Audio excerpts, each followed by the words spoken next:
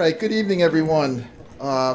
It's about 7 o'clock. I'd like to call the regular meeting of the Plainville Town Council to order, June 1st, 2026. What we'll do first is, if everyone could please stand, I'm going to ask Councilman Getterman to lead us in the Pledge of Allegiance. To the flag of the United States of America and to the republic for which it stands, one nation, under God, indivisible, with liberty and justice for all.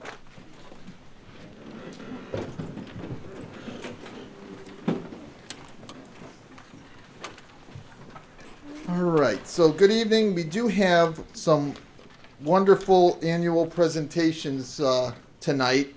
For those of us that participated in the Memorial Day ceremonies, we got to see this last Monday, but we've invited the winners of the annual Memorial Day essay contest here tonight. We're going to let them read their speeches to us, or their essays to us. We do have a couple little gifts to give you before you leave.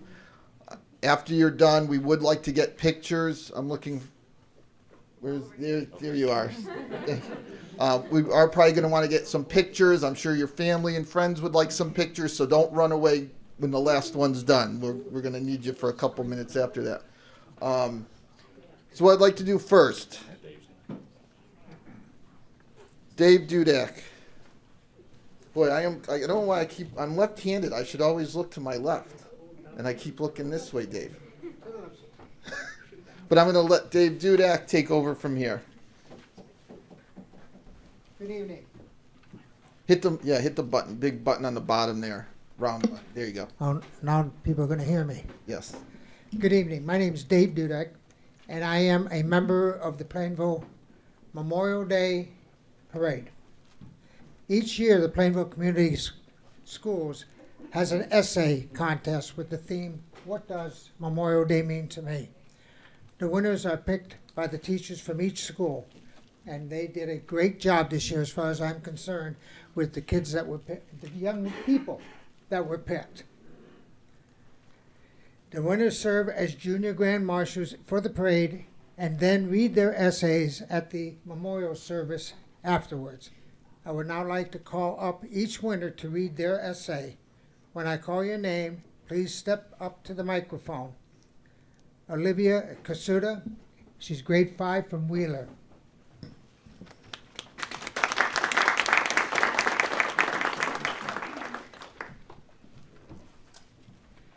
My name is Olivia Kasuda, and today I would like to share what Memorial Day means to me.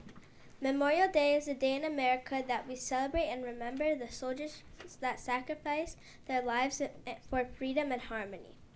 Memorial Day is also a day that we hang American flags, gather for family picnics, and barbecues. It's a day that I feel proud to be an American, and it's a day that reminds me to be thankful for the people that served our country to protect our independence and freedom. Decoration Day began in 1878 when people started placing flowers on the graves of fallen Civil War soldiers at Arlington Cemetery in Virginia to honor them. The name Decoration Day was officially changed to Memorial Day in 1971 to honor all American soldiers who fell. These soldiers lost their lives in the American Revolutionary War, Mexican-American War, World War I, World War II, and many others. The Civil War was the deadliest war in American history. Approximately 750,000 American soldiers died. Memorial Day is celebrated on the last Monday of May and marks the unofficial day of summer.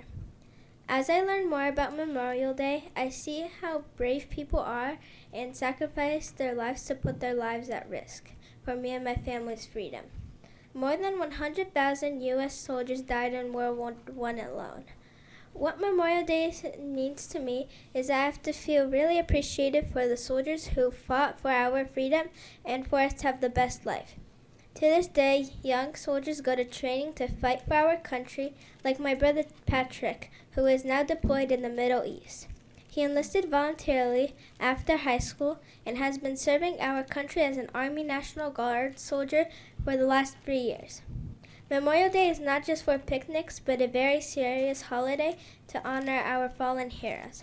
I am very thankful that we celebrate Memorial Day. Memorial Day serves as a powerful reminder that our freedom is a gift bought by the courage of those who never returned home.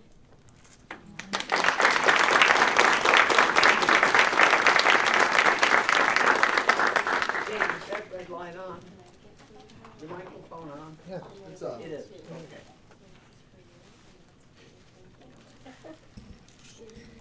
Now I would like to call Julia Mahoney, please, grade 5, Tuflon School.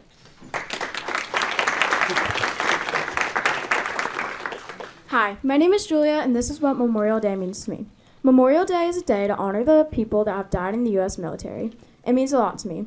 My dad and grandpa were in the military. They are still here today, but I could not imagine a life without them. That just makes me more appreciative for the people who have fought in the military and have sadly passed away. And I can only imagine how their families have felt. When I was little, I used to hear stories about my dad serving, but I had never really known the sacrifices they had to make because I was so little. Now I understand it more, and I'm even more thankful for the soldiers that have passed away to protect us. Now, I know some people just think of Memorial Day as a 3-day weekend, but you should see it as something else. You should see it as a holiday that remembers and thanks the people who have served in the military and have passed away for our freedom and safety. This is what Memorial Day means to me. Thank you.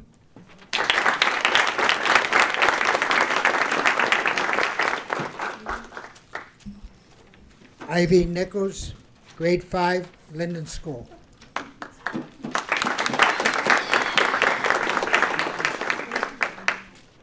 Do you know the real meaning behind Memorial? Oh, okay. Do you know the real meaning behind Memorial Day? Many people think Memorial Day simply gives them an extra day off from work or school. Woohoo, a 3-day weekend. However, that's not why Memorial Day is celebrated, and that's not the importance behind the holiday. Memorial Day is a day to remember, honor, and celebrate the brave men and women in our country's armed forces who have fallen in the line of duty, those who unfortunately did not make it home to their families, and soldiers who risked their life for us. Memorial Day is for them, not a 3-day weekend. Can you imagine a world where you look out a window and see active wars happening? Or can you imagine wanting to go out and play but you cannot because of the violence? Soldiers unfortunately pay the ultimate sacrifice for you and I to have safety and freedom. That is something to truly celebrate. Moreover, Memorial Day was first known as Decoration Day. Decoration Day started in 1886 to honor the end of the Civil War. Americans would go around to fallen soldiers' graves and leave flowers, notes, and all sorts of things to honor them. After 15 years, Decoration Day was changed to Memorial Day because wars were happening more and more, and all soldiers deserve to be remembered, honored, and celebrated. Many years later, Memorial Day was officially and legally chosen to be celebrated on the last Monday of May. Every year for Memorial Day, I go to the Plainville Memorial Day Parade with my little brother, dad, mom, stepmom, and many more family members. It's definitely one parade I won't miss, and the time I spent there I'll never forget. The music from the middle school, high school band is amazing and pays tribute to our great country. The red, white, and blue decorations are beautiful to see. One year I even marched in the parade and tossed candy out to the crowd. It always feels great to gather together and see the smiling faces out in the crowd. I hope you have a great Memorial Day and remember what it's truly about. Not just an extra day off from work or school, it's about remembering the fallen soldiers that served our country throughout its years. Please do not forget to contribute in remembering the fallen soldiers who risked their life for us.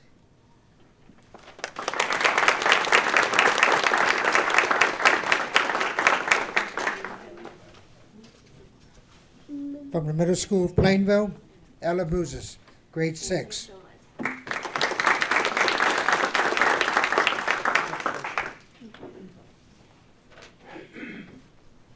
When you think of Memorial Day, what do you think of? Do you think of the day off from schoolwork? Well, unfortunately, while many people think this, that is not the true reason. Some people think that barbecues, discounts at Kohl's, and pool parties are the meaning of Memorial Day. While all these events are great, this is not the meaning of Memorial Day. The true reason of Memorial Day is to honor all of those courageous men and women who have sacrificed their lives for us to live in a safe, free nation. Another confusion is the difference between Veterans Day and Memorial Day. Veterans Day is to honor the courageous men and women who have served or are currently serving in our armed forces, while, like I mentioned, Memorial Day is to honor all the men and women who died for our country. Memorial Day started in Waterloo, New York in 1866. It became a holiday after the Civil War ended. It was a day when people went to the seminaries and decorated graves with flowers and notes. It was celebrated every May 30th. In 1882, Decoration Day was changed to Memorial Day, but the U.S. has been in many wars, not just a civil war. In 1967, it became the official day to honor all the men and women who have died for our country. In 1971, Memorial Day was legally changed last Monday in May. Every year, I celebrate Memorial Day weekend by going to my local Memorial Day parade. I go with my parents, siblings, godmother, and my godmother's granddaughters. Memorial Day is particularly meaningful to our family because we have 3 members of my family gave their lives to our country in war. Memorial Day gives my family and me a chance to honor them and all of the others that have made the sacrifice. It is amazing to see most of the town of Plainville commemorate all fallen soldiers. Last year in the 2025 Memorial Day Parade was the best because I got to be in the parade for a second time in a row. Last year I was a junior grand marshal and got to be in the car at the front of the parade. It was the best getting to be at the front of the parade, waving to people and seeing how big the parade really is in our small town. So, what are you going to do this Memorial Day? Remember to pay tribute, remember, and commemorate our nation's fallen soldiers. Of course, it's okay to have barbecues and pool parties as well. Thank you.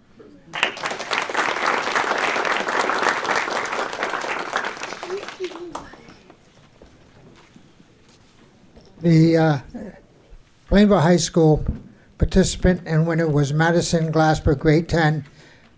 She was not able to be here tonight physically, but she is going to be here visibly. And if you look over at the TV, you'll see her presentation.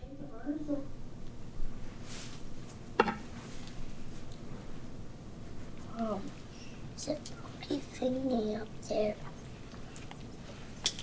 The American Civil War as a way to honor soldiers who died in service, originally called Decoration Day because people decorated graves with flowers. It was first widely observed on May 30th, 1868, after being proclaimed by John A. Logan of the Grand Army of the Republic. Over time, the holiday expanded to honor all American military personnel who died in any war. In 1971, it became an official federal holiday observed on the last Monday of May. Today, it is marked by ceremonies, parades, and moments of remembrance across the United States.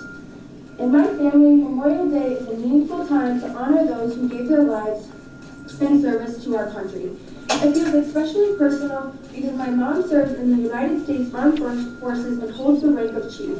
She is also the first woman to earn the rank of Chief of Logistics in the Connecticut Air Guard. Every year I join my mom and members of the Plainville VFW in placing over 1,500 flags across the 3 cemeteries in Plainville, which is both honorable and memorable.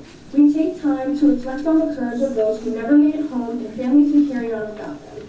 In our community, people come together for ceremonies and moments of remembrance to show respect and gratitude. It is both somber and unifying, which helps us appreciate the true cost of freedom. Memorial Day means a lot to me because it is not just a day of remembrance, but it is a time to celebrate the people who gave their lives serving our country. As a military child, I see firsthand the dedication, discipline, and sacrifice that military service requires, not just from those who serve, but from their families too. Memorial Day reminds me that behind every uniform is a person with loved ones, and for some families, that sacrifice is permanent. It's a day of pride, and not just only my family serves, but also a reflection of gratitude for those who sacrificed their lives for our country. Memorial Day is important because it honors the people who gave their lives serving in the military and reminds us that our freedoms come with real sacrifice. It encourages us to pause and reflect on those who never made it home, while also helping us appreciate the dedication of those who serve today. This special day keeps the memory of fallen service members alive and brings a sense of gratitude and respect for everything they and their families have given. Thank you.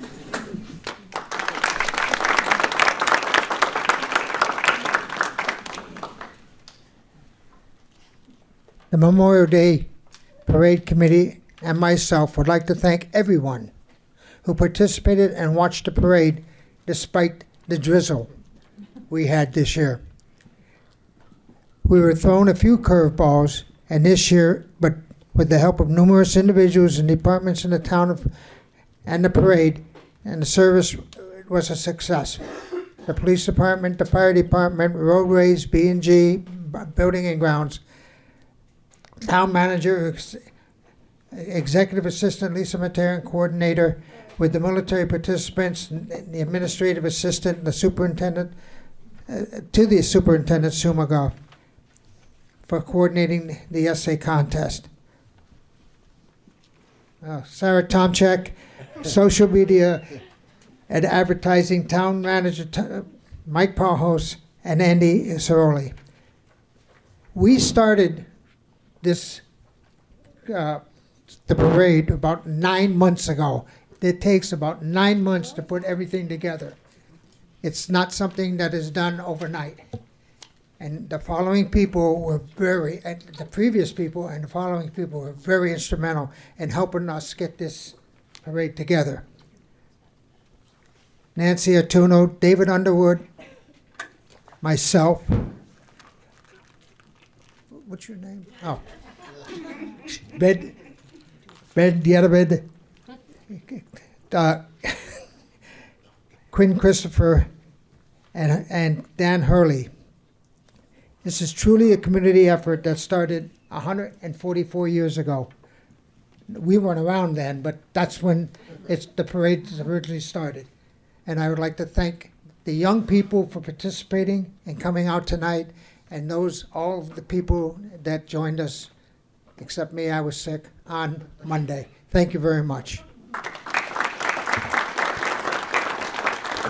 All right. I just need to add, we need to thank Mark Chase, so we could actually hear it this year. Thank you for your assistance. So if we could get the winners to come up, listen to Sarah she will direct you. So yes, winners, stand up. Yep, go ahead. Yeah, if you guys want to just stand right here. And parents or family, friends, if you want pictures, feel free to crowd around Sarah. We'll make sure they stay there until everybody gets their pictures that they want. Alrighty. You just guys want to get close together. There a whole bunch a little over this way. Yep. Alrighty. We're just gonna take a pictures here. Ready? 3, 2, 1. Perfect. I'm just gonna do one more. 3, 2, 1. And parents, family, if anyone wants to come up and take pictures as well, you're more than welcome to.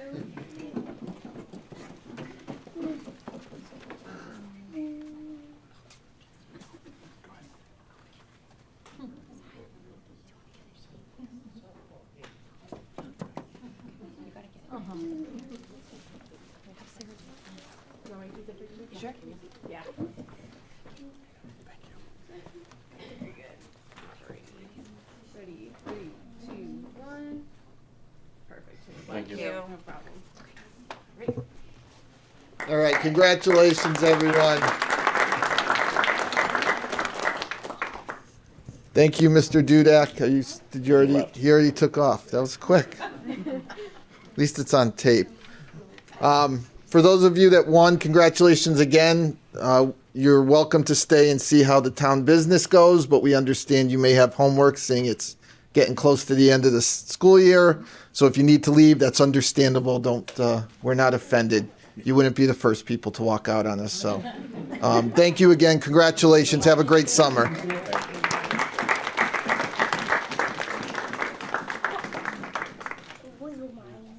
All right. So now we finished our presentations for the evening. Now we can move to the public hearing. What I'll do first is ask the town clerk to read the call to the public hearing, please. Thank you. Notice is hereby given. The Plainville Town Council will hold a public hearing at 7 p.m.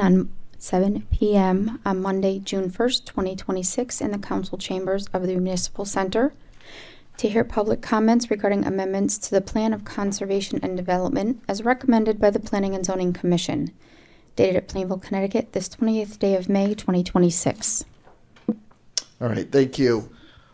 Before we open up to comments, just a couple things. One, we're going to have town manager and maybe some staff as well is going to kind of spend a few minutes just explaining why we're here, kind of give some background as to where we are in the process and what and I'll explain tonight. This is the council's chance to listen to the residents that wish to express an opinion on the public hearing. We're not going to be making any decisions tonight. We're going to tonight will be about listening, gathering information, trying to get questions answered that come from the audience.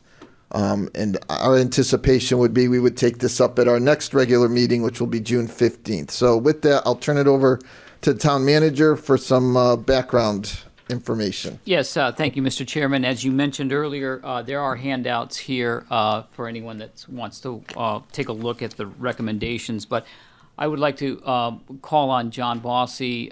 John, if you wouldn't mind coming up, I think it would be important for us to understand from a process standpoint what those steps are. Obviously, we can, we have mentioned that P&Z has made their recommendation in terms of the amendments, but there's a certain specific statutory process that we follow, and John has placed that in your packet illustration there in terms of what we need to do. And again, as you stated, Mr. Chairman, no action this evening. It's our opportunity to hear from the public on these amendments, and then the process will follow that at a later meeting. You take note, and then it'll go back to the planning and zoning. But that's just a portion of the entire process that John has laid out for us. And I think because John was, instrumental in staffing the committee in an absence of a planner, I figured he's the most appropriate staff person to give you some of the background from where their deliberations went and where we are today. So with that, I'll turn it over to John. All right, good evening. Good evening. The Planning and Zoning Commission every 10 years adopts a plan of conservation and development. That particular document is their strategic plan for the future of Plainville. The last time this document was fully rewritten was in 2019. In 2025, late 24 and early 25, there was some modifications that were made specifically to Chapter 9 and Chapter 10. And Chapter 9 deals with business development, and Chapter 10 deals with residential development. The modifications in that time frame were related to some PDDs that were adopted. For those that don't know what a PDD, it's a planned district development or planned development district.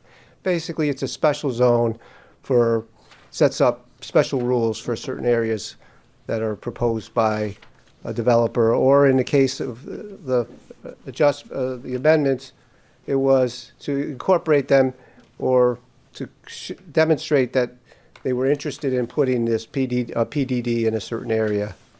The revisions were generated from some dialogue and collaboration both from the public and from the town council. The town council ultimately set up a subcommittee to review those things and offer some recommendations. The amendments that were being proposed is the result of that collaboration between the public and the comments made to the public by the public and the subcommittee. I don't know whether you want me to go through all the amendments, but basically there was some dialogue in regards to how the PDD was incorporated originally. There was some some blunders maybe in regards to that. There was maps, there was some illustrations in that document that were not totally accurate, that were revised. And as a result of the process, Planning and Zoning went through those two chapters and made what they believe are appropriate changes.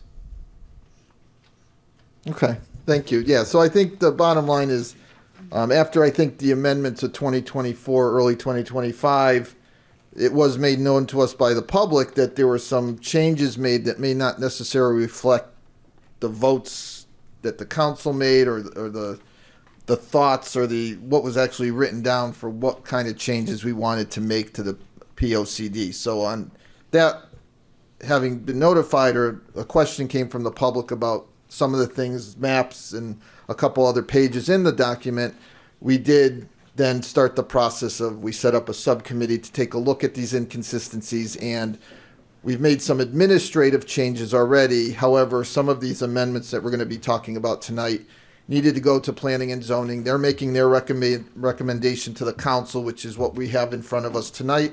The council can then accept the recommendations, we can reject the recommendations, or we can send parts or the whole body of their work back to them with our recommendations on what we think they should take another look at. So tonight, like I said at the beginning, we're going to be here to listen to you, to try and get any questions you have answered. I can't promise we'll answer every question, but we will get you an answer, because we are not going to take this up tonight as a council until our next meeting. So we have a couple weeks to get any questions that we can't answer tonight, get those answered, so everyone's on the same page. So is there anything else you wanted to share, John? We completed step one, which was the Planning and Zoning Commission adopting or making some changes. Now, step two is a referral process. One referral agent is the town council as the governing body of the town. The second referral is to the regional planning agency, which is trying to tie Plainville's aspirations with the region's aspirations. Each entity or agency has 65 days to make and endorse the plan, to endorse with comments, or to outright reject the plan. If the town council, as the governing body of the town of Plainville, rejects the plan or only endorses portions of it, the Planning and Zoning Commission has to have a supermajority to approve the changes as they recommend. And they will hold a public hearing as part of their process, which is basically scheduled for the July, I believe it's the 9th. I think it's the second Tuesday in July, which is set for, which is, I believe, July 9th. July 9th or 7th, maybe? Something like that. 14th. 14th, okay. And they'll have their public hearing in which they'll receive comments and make their decision based on their view of what the comments are and where the town should be. And then it moves forward to being filed with the state of Connecticut, and it's filed on the town website. And just a quick question. So the planning and zoning 7-member commission or committee, now a simple majority is 4, but for a super majority they would need 5 votes. Correct. And that would be what's different between the regular vote and a super majority. Correct. Right. And if it's fully endorsed, they would only need a simple majority. Okay. All right. Thank you. Any questions or comments before we open up the public hearing? All right. Thank you. We did have a sign-up sheet. I'm going to go through the sign-up sheet first. You don't need to be on this list to talk. I'm just going to go through this list first, and then we'll open it up for anyone who wants to make additional comments. What I would ask is, when I call your name, please step forward to the podium, give your name and address. You'll have 3 minutes to make your comments. You'll hear a ring. First ring means you have 30 seconds left. The second ring means the 3 minutes has run out. So first on the list is Ms. Cavalente. Thank you. Carolina Cavalcante, President for Tilcon, Connecticut, 300 Woodford Avenue. Good evening, Town Council and fellow community members. On behalf of Tilcon, Connecticut, I appreciate the opportunity to address the proposed amendments to the Plan of Conservation Development. We thank the Planning and Zoning Commission and Town Council for your attention and dedication to the future of the community, which we both call home. Since 1885, 141 years ago, Tilcon, Connecticut has proudly served as a responsible corporate neighbor in Plainville. Our company has a long-standing commitment to operating responsibly and in full compliance with all applicable regulations. As we have mentioned before, our operations are subject to extensive federal and state regulatory requirements, in addition to those set by our local community here in Plainville. We consistently meet or exceed these requirements as part of our daily practices. In regards to the POCD amendments, there are 3 key points we would like to bring to the Council's attention. First, following the planning and zoning established processes, Tilcon, Connecticut submitted a comprehensive site plan for our Plainville North entrance in 2023, which was reviewed and approved by the Commission on March 28, 2023. Additionally, The Commission and the town have been aware of the increased utilization of the quarry in recent years, and the proposed updates to the POCD accurately reflect the current use of the site. These amendments appropriately acknowledge the operational planning, regulatory compliance, and long-term considerations demonstrated during the entrance site plan approval process in 2023. Second, the Planning and Zoning Commission's proposed updated illustration accurately depicts our quarry zone in the northeast quadrant, where we estimate 30 to 40 years of reserve. The new illustration helps foster understanding and transparency to the community of our current use of that site. Third, we would like to clarify that the access road shown in the updated illustration does not reflect Tilcon, Connecticut's current or anticipated operational plans for the property. There are no plans to construct a road in that location, especially because we are already actively addressing unauthorized trespassing within the active quarry zone through an old access road. This poses a serious safety concern, which is of utmost importance to us. In closing, Tilcon, Connecticut remains dedicated to being a responsive corporate partner in Plainville's growth and development. We thank the council for hearing our comments and for your ongoing stewardship of the community's future. We look forward to continuing collaboration for many years to come. Thank you very much. All right, thank you. Ms. Bedell.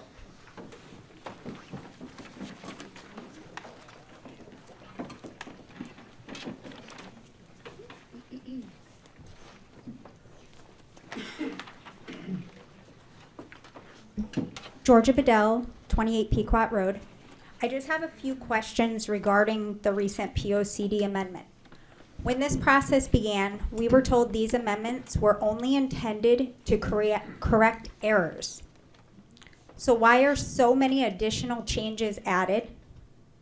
And did the POCD subcommittee recommend them all? I know, they didn't. Somehow they got snuck in.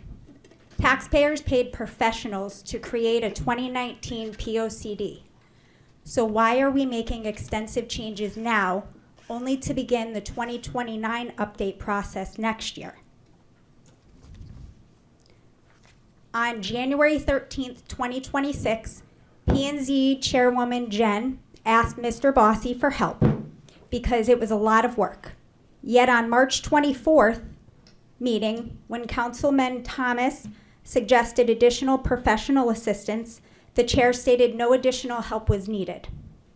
During the same discussion, it was acknowledged that mistakes were being made, yet numerous additional changes followed. What changed? In January, help was needed, and by March, it was no longer welcome. And who was providing oversight to that? We also have a letter from Mr. DeVoe acknowledging that he made changes on his own. Those changes were inserted into packets that were voted on without the public, and in most cases, the commissioners themselves being clearly informed of what was being altered. While a vote may have occurred, meaningful public awareness and participation did not. And we continue to act as though those facts are insignificant. What's even more concerning is that suggestions from fellow commissioners appear to be dismissed, while suggestions from the attorney representing other large companies in town were accepted during the work group, where residents were not even allowed to speak, but somehow an attorney was, multiple times, on camera. Residents were silenced, yet outside interests were still able to be influenced. For over a year, residents have been asked for these changes to be restored. Restored. Yet what was being proposed still does not fully return the document to the language that existed before those changes were made. Why are we going around this? If those changes were never publicly discussed, which all of you have said, it was slipped into the packet, it was voted on, but nobody knew it was in there. then why are we going around this? Mr. DeVoe himself acknowledged making them. Why are we still fighting to preserve any alternatives to them today, instead of simply restoring to the original language that they were? Because at some point, residents stop believing this is about correcting mistakes and start wondering why there is such resistance to this. Thank you. All right, thank you. Do you mind, Ms. Bedell, could you provide your questions, like get us a copy of that at some point? It doesn't have to be right now if you're not prepared, but I'm happy to give it to you right now. I tried to write down your questions as you talked, and I just couldn't. I want to make sure I get it all. Thank you. Next on the list is Ms. Chase.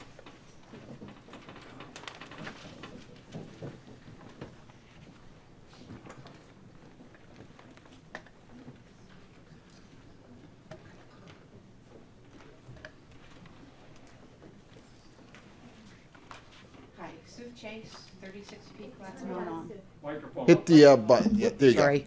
Sue Chase, 36 Pequot Road. Yes, a subcommittee was formed and residents attended its meetings in good faith, believing that public participation would be a part of the process. Yet, when the issue amending the POCD was considered, residents were not allowed to speak or given the opportunity to present their views to the Planning and Zoning Commission. The residents who live in and around the affected area are directly impacted by planning and zoning's decisions. When many of these neighbors purchased their homes, the land in the northeast quadrant, owned by Elmo Ayudi, was zoned residential. The residents made investments in their homes and community based on the expectations by those zoning designations. I respectfully ask, why were residents not given the opportunity to be involved in the corrections to the POCD? Those most affected by planning and zoning decisions, including the Metacomet area, deserved a meaningful voice before recommendations are made and actions taken. Thank you. All right, thank you. All right, Mr. Chase is next.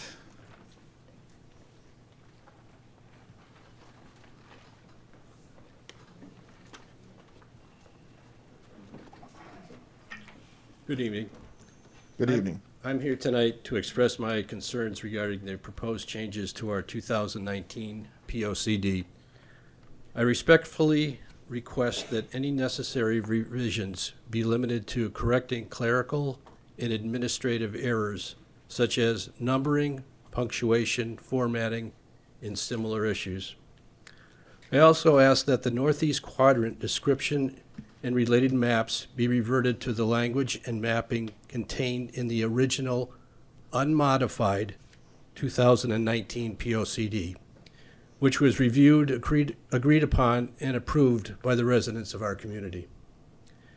In my opinion, the original unmodified 2019 POCD is more consistent with the concerns and recommendations outlined in the April 17, 2025 letter from the Capital Region Council of Governments, CROG, which I believe you all have handouts of.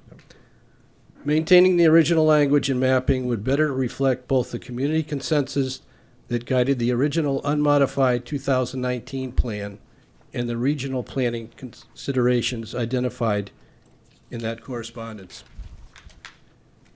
For these reasons, I urge the Council and Planning and Zoning Commission to limit revisions to correcting clerical and administrative errors and to restore the Northeast Quadrant section, language, and maps to their original unmodified 2019 form. Thank you for your consideration. Just your name and address before I let you leave. That's all right. Mark Chase, 36 people. Thank you. All right, Mr. Pleward.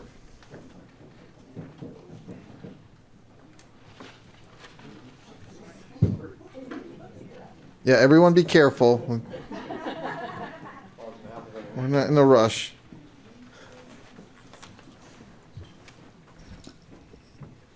Hello, Good Roger evening. Plord, 81 Metacomet. I'd like to thank everyone on the council and also town employees for all the work they've done in response to the very valid concerns that were raised about the POCD changes. It's been over a year. A lot of us are frustrated with the slow progress, but we feel it's extremely important to keep a focus on the future of our town and the proper balance of commercial and industrial development with the preservation of open spaces and critical ecosystems. To the end, I'd like to comment on the following points. First point I'd like to make is that the POCD should re-examine how our town land is actually being utilized right now. Our town maps are really hard to decipher, and they're not very accurate. It appears that we have about 6,360 acres in our town. And from your own POCD, we have about 2,000 acres that's residential. And quarries comprise a little over 500 acres. So that's pretty much a quarter of the size of our residential land. And it's approximately 800 plus acres of our business zone. So it's approaching, that too. So as a town, we need to ask ourselves, how much land do we want to put at risk of rezoning for more quarries? Just look at the ratio.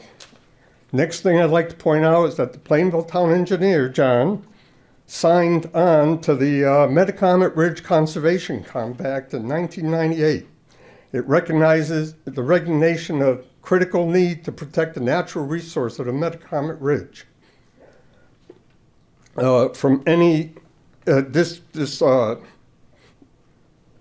This conservation compact starts from Massachusetts, goes all the way down to the Sound. And you signed it, John, in 98 with Bill Pettit and a few others. Planning and zoning commissions were tasked with updating regulations to protect natural landscapes, enhance recreational opportunities, minimize forest fragmentation, and avoid visual pollution on or near the ridge.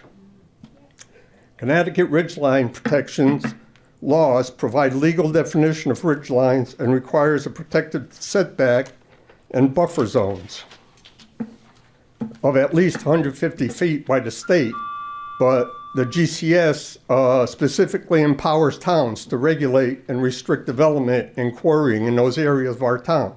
150 feet is only like 3 times the width of this room, so it's pretty close.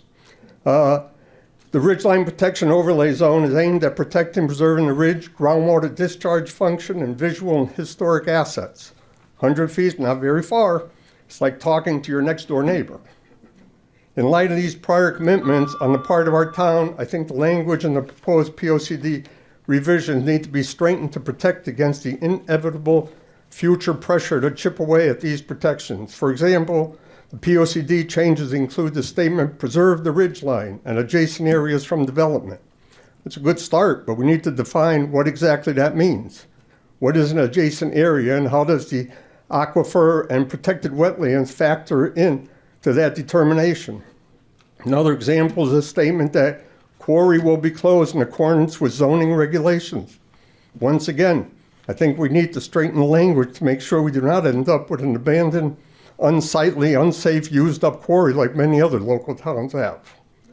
I'm not sure if that needs to be addressed with POCD or just zoning regs, but it should definitely be addressed before some high-powered lawyer again tries to get approvals. And again, because we have no regulations, we've only had a quarry 100 and something years. So that is a fair point.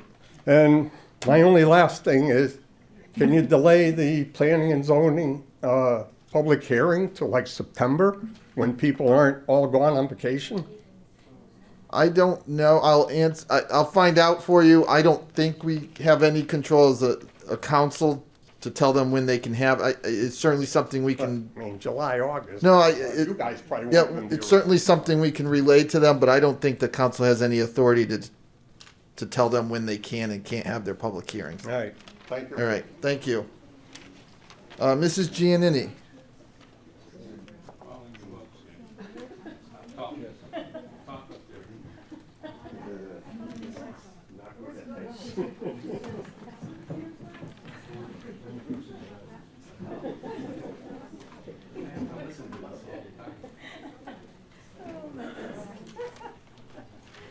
Good evening, Sandra Giannini, 87 Metacomet Road. I did review the revisions of the POCD, and I remain concerned about the direction of the proposed changes. It appears that several of the revisions could be interpreted as creating greater flexibility for future expansion or development opportunities within the Northeast Quadrant and the Quarry area.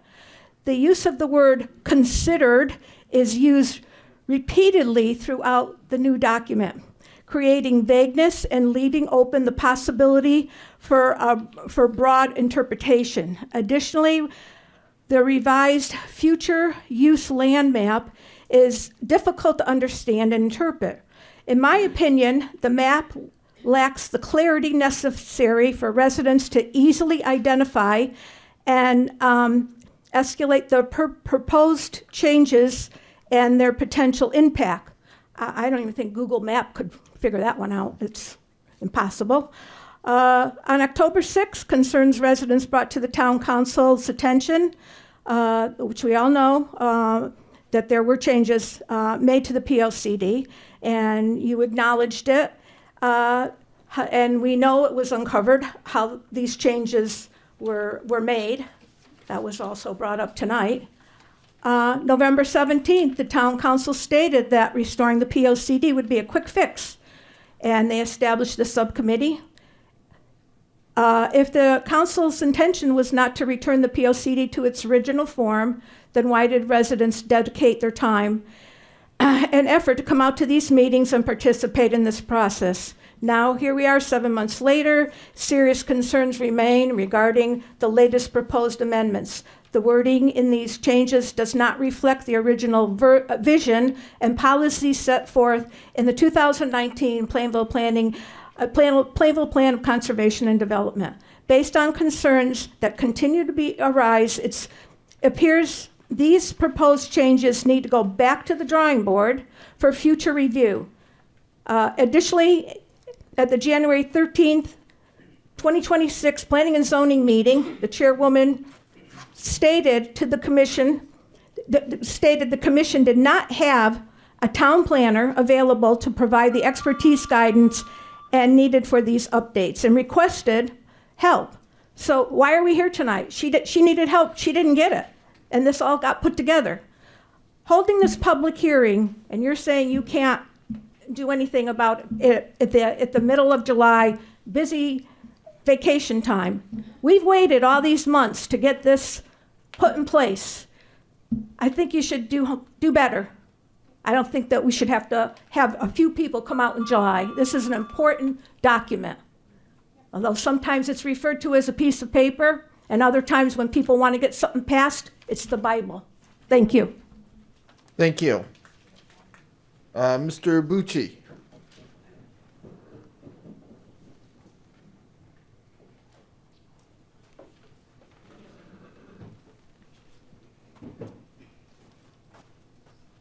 Dan Bucci, 62 Metacomet Road. I'm going to throw you a curveball here. I want Tilcon to be successful. Like, why wouldn't I? They're a business in Plainville. I want them to continue and increase their charitable contributions. Tilcon didn't illegally change the POCD. Unfortunately, it's all about them. So we're here tonight because of that infamous sentence in the POCD. On the town's website, there's a technical document from SLR dated 4/1/2025. On page 6, it says, quote, in 2024, however, the POCD amended the Northeast Quadrant's recommended approach, adding the following statement. Quarry reopened by owners, truncating proposed open space, low density residential. The document further adds, the town has acknowledged that Tilcon's ongoing business activities will influence further development within the area. So the confusing part here is the narrative all along has been that no one knew about the DeVoe changes. However, the SLR document from April 1st, 2025 was sent to Planning and Zoning, it was sent to the town and Chris Costello. So Tilcon knew, planning and zoning knew, and the town knew about the DeVoe changes before the rezoning hearing. So I don't know who can answer that or not, but add that to your list. I'm writing. Okay. Yes. So for tonight, whether town council agrees or disagrees with the proposed changes to POCD, is the town council going to submit a written recommendation to planning and zoning?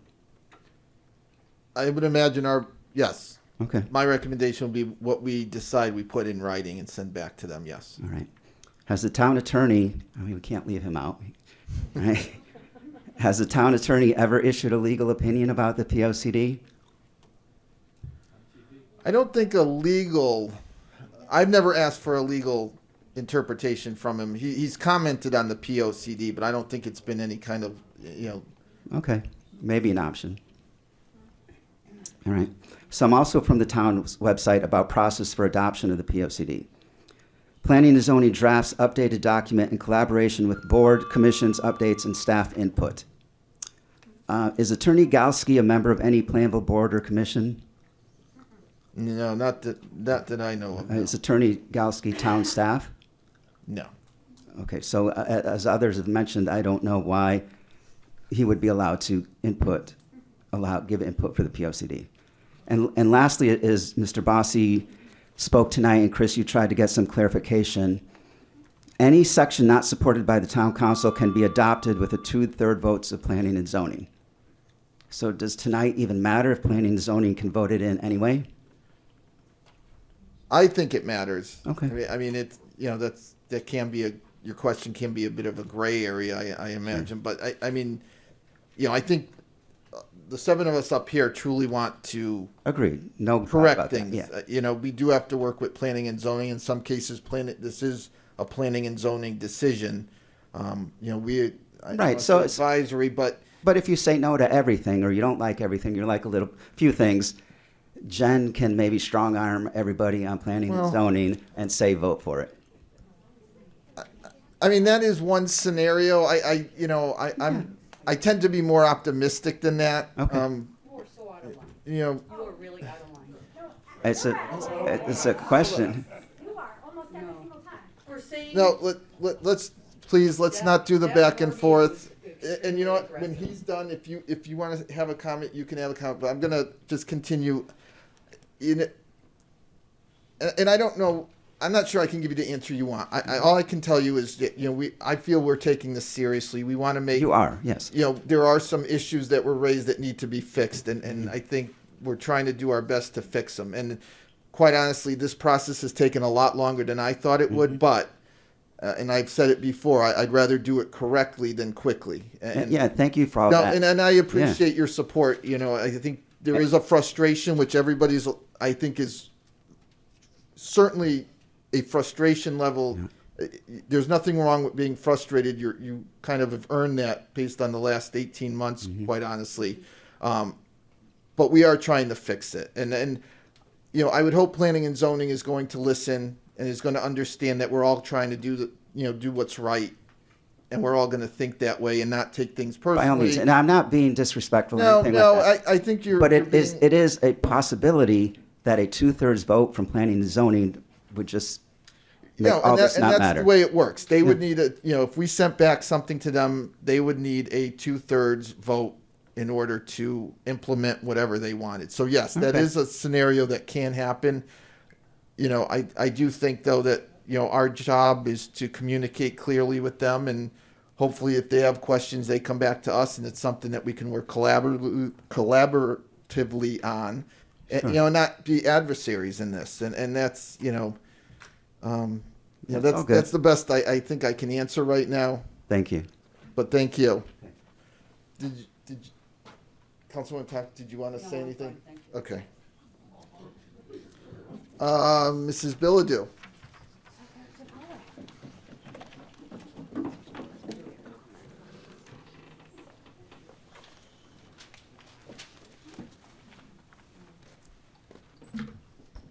Kayla Bilodeau, 5 Mill Road. I don't have anything written tonight. I'm going to go off script, so I'll give you my questions if you need them, Christopher. Okay. So I'm looking at the proposed revisions that were published to the website. I'm looking at the first page, and I'm looking at item number 3, the recommended approach. Item number 3, renumbered to number 4. The original text there was consider reducing the quarry industrial zone to that area which has been quarried, except as may be needed for implementing an appropriate closure plan. The proposed text that is on this paper says, at the end of the quarry's useful life, the quarry will be closed in accordance with the zoning regulations. Such closure activities may occur in stages as materials in specific areas are mined out or exhausted. This is very concerning for several reasons. I think this creates a very wide open door to set a precedent here. There are no guardrails in place with this revision. That original text saying consider reducing that quarry zone to the area which has already been quarried, you're limiting that. This proposed text is saying at the end of the quarry's life, and we all know that we are here and we have been involved with this POCD stuff for over a year because Tilcon came forward with a proposal to rezone the residential area up there to quarry industrial. So with language as broad as this, we are opening a door and we are setting a precedent for them to be able to go in, apply to rezone that quarry industrial land again.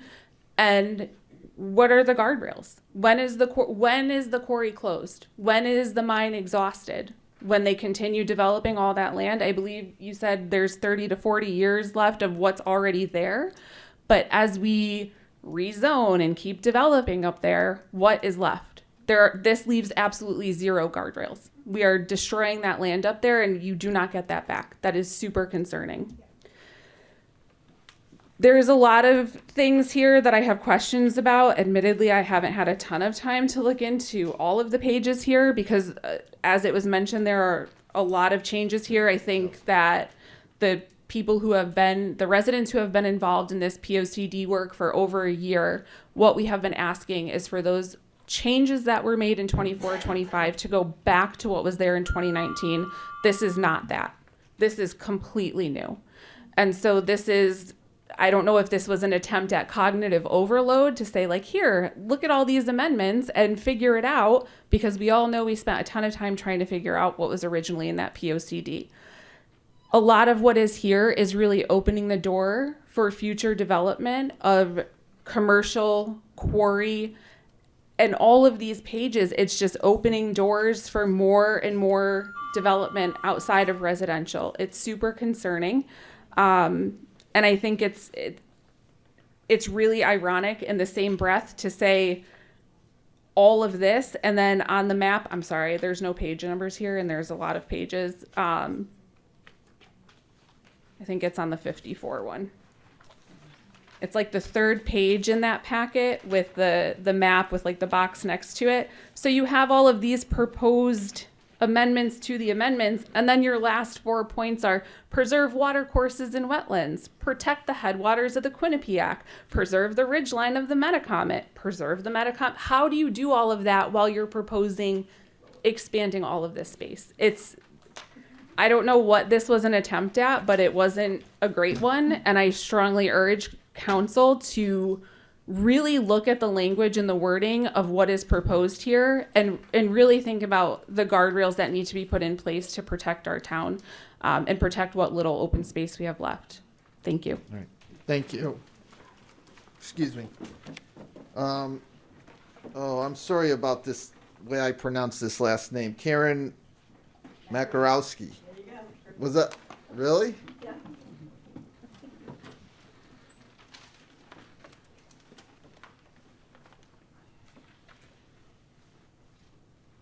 Good evening. I'm Karen Makarowski, 2 Sunrise Terrace. I respectfully ask the Town Council not to adopt the proposed POCD amendments tonight. These amendments are being presented as planning language, but they are not neutral and they are not minor. They are the material change that the town's policy direction for the Northeast Quadrant, an area that is predominantly residential, environmentally sensitive, lacking water and sewer infrastructure, and home to wetlands and the Metacomet Trail, It is also an area that has already been the subject of controversial quarry expansion proposals. The proposed amendments weaken important protections in the current plan. First, prior language made clear that commercial or retail development in this area would not be appropriate. The proposed language now opens the door to expand commercial or retail development beyond the existing PDD, then that is a significant policy shift. Second, prior language called for reducing the quarry industrial zone to the areas already quarried, except as needed for closure. The proposed language does the opposite. It allows closure to wait until the quarry's useful life is over, without requiring a complete, town-approved, enforceable closure and reclamation plan. That is not adequate protection for Plainville. It leaves the town, residents, and taxpayers exposed to environmental impacts, infrastructure damage, public safety concerns, groundwater and stormwater issues, blasting impacts, and future land use consequences without clear accountability or financial protection. The POCD should not defer accountability until after the resource is exhausted. It should require a complete quarry closure and reclamation plan now before any quarry expansion, PDD expansion, rezoning access, road approval, or related land use change is considered. Overall, the proposed language appears to protect the operator more than it protects the public. The public should not be asked to approve broad, enabling language first and then fight the details later. A POCD is supposed to guide future zoning decisions.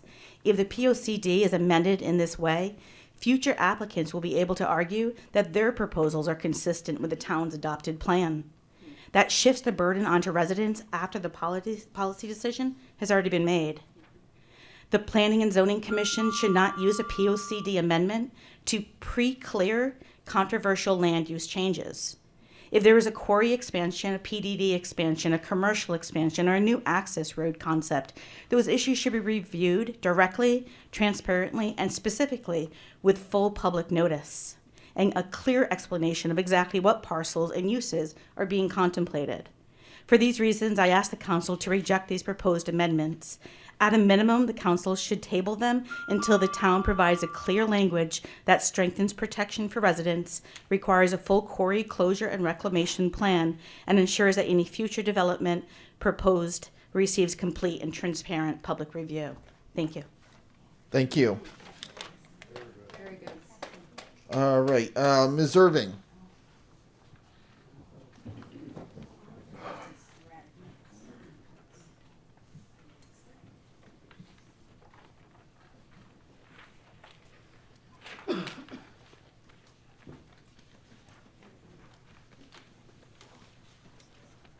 Hi, Wendy Irving, 9 Weatherstone Ridge Road. I've got some sporadic notes here because I did not expect to open up my version of the POCD and see the changes that I saw. I anticipated it to be minor, quick changes, not what I saw. I'm very disappointed in that. So as I went along, I made some notes here about different topics. First, when this was brought up as an issue, and I attended that meeting, citizens had asked that the POCD put back to the 2019 approved version. So we at least had a starting point as to where we want the changes to make. I believe next year's the year we're supposed to start again on the POCD. So these changes that have been proposed can go into that version. But we shouldn't be going backwards. We shouldn't be going forwards in time when we can't even figure out where our starting point is. Second, citizens of Plainville also asked that identification of any activity that occurred on the subsequent changes be identified and reviewed for validity and legal approvals. I see no list of anything that occurred when these changes were made to the POCD to allow any additional work being done and no legal verification of what occurred. And I have to imagine that these changes were made not just because somebody felt like it. So there had to be changes made with these things, and I'd like to see a list of what occurred on all of this. Let's see. Comment on the meetings. We had asked in that meeting that there be public access, and a couple of citizens sitting on the committee. That was denied. The committee was established with town council people and other miscellaneous town office people, I should say. All right. So no public citizens had been involved in the modifications and review of the POCD, and there was no oversight was provided. Okay. So there's nobody was there with a different mindset, trying to make sure we had the pros and cons of things being done. Let's see. Oh, number 4. July is not an appropriate time for a vote when you have a public hearing. Okay. Everybody's gone. And I don't know why it would have to be in July, because we can drag out these changes another 2 months. It took us long enough to get here. Okay. So this POCD, and the people of Plainville do not understand this. Most of them do not know we have a POCD. If you ask citizens in town, they don't even know what it is. And I have this conversation all the time. And most people were not notified that there was a public hearing tonight.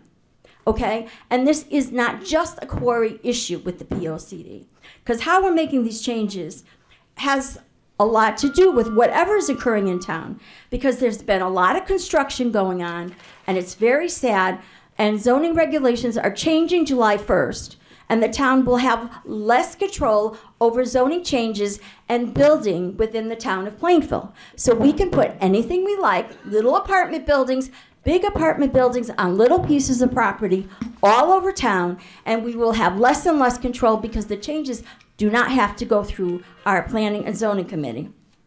And 6, sadly, I trusted the town council to make sure that this process was done correctly, as the citizens of Plainville requested.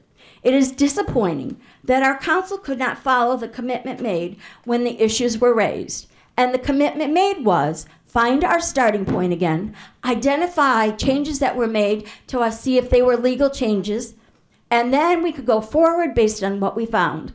But what occurred was very disappointing when I opened that package today and saw all of those changes being made that could have significant meaning to the approvals that are done in the town of Plainville. This town is slowly turning into a business district, commercial hodgepodge of things. It is no longer the nice town of Plainville that we had for so many years. And remember, I got 66 years in this town, so I know what I'm talking about. And these changes that occur over and over again, and what we did to this POCD is a sad state of affairs. Thank you. All right, thank you. All right, that completes the list of individuals who signed up. Is there anyone who hasn't had a chance to speak that wishes to speak to the public hearing? Yes, sir. Thank you.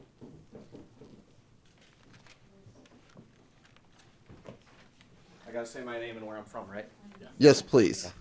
Okay. I'm John Sokolowski. I live at 127 Milford Street Extension, apartment 2B. Thanks for giving us the chance to speak here. Regarding this, I didn't read it. I mean, granted, I'm ignorant, but I didn't see it as explicitly about Tilcon, but I think it's interesting to watch how this is played out. I don't trust that these amendments will accomplish anything meaningful. Granted, I don't know of any goals behind it, if there are any, but I'm certainly skeptical of benefits.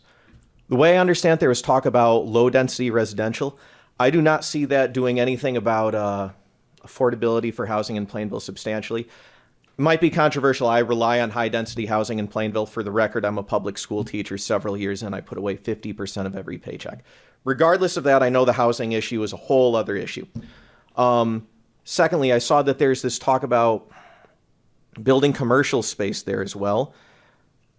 I'm very skeptical of us, investing in those businesses at this point. I look around Plainville. I really love living here. There is a substantial number of, I'm just going to say, eyesores.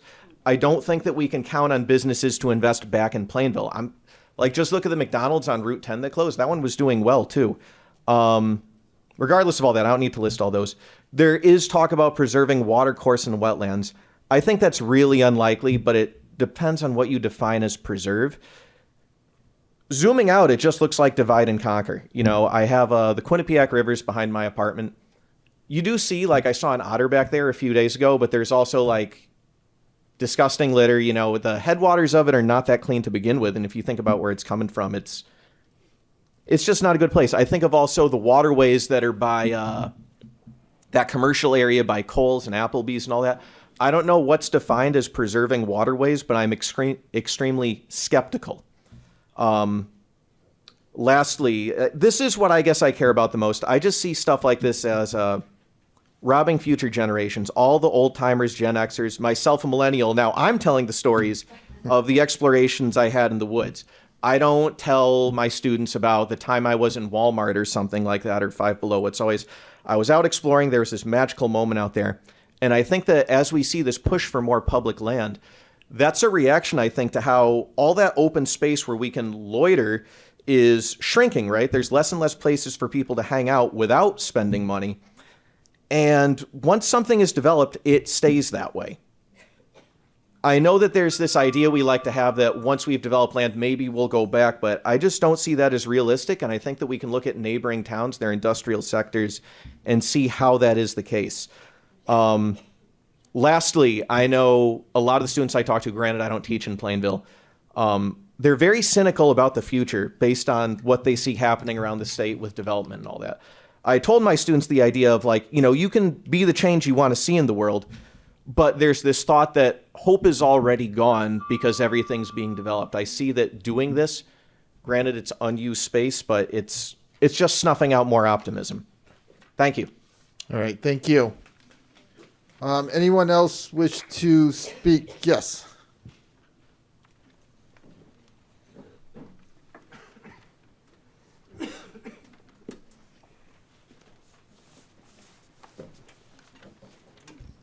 Hi, my name is Gail Black. I live at CNC Avenue, and I came here tonight.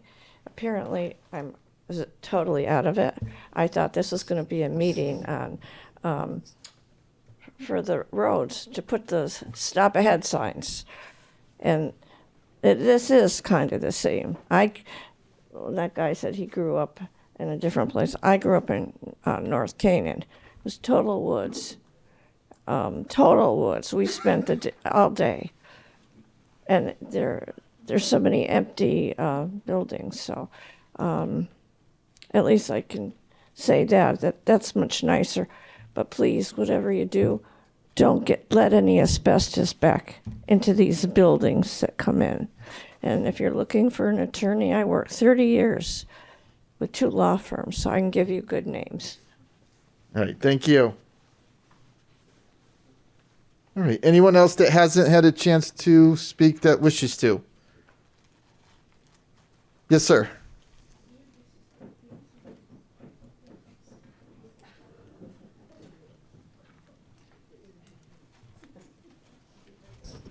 Don't laugh at me. Bruce Giannini, 87 Metacomet Road. I think I can sum this all up. Do you remember Nancy Pelosi? Let's pass it and read it later. That's what this whole thing strikes me as. I understand that Tilcon, is a big source of revenue for the town, probably in taxes and whatnot, but I just wonder how much influence they have with the town. And I don't understand how a town council who we vote for has no control over the zoning board. They can do whatever they want. Just doesn't make sense to me. It seems like you people should have some control, especially in matters like this, where it's just not somebody trying to put an addition on their house or put a new building up somewhere. This is important stuff. Thank you. All right, thank you. All right, anyone else that hasn't had a chance to speak? All right, we'll close. I'm in the 11th hour. Okay, no, fine, yeah. My name is Lisa Garand. I live at 81 Pinnacle Road. I don't have script. I didn't get a chance to do a lot of the reading that was necessary, but I do feel after living here for almost 25 years that a change that's being made by Tilcon and vague language that could impact the future of Metacomet, its community. It's unnecessary. I think you folks need to do your due diligence to be sure that you're protecting what it is that we have come to love living in this neighborhood.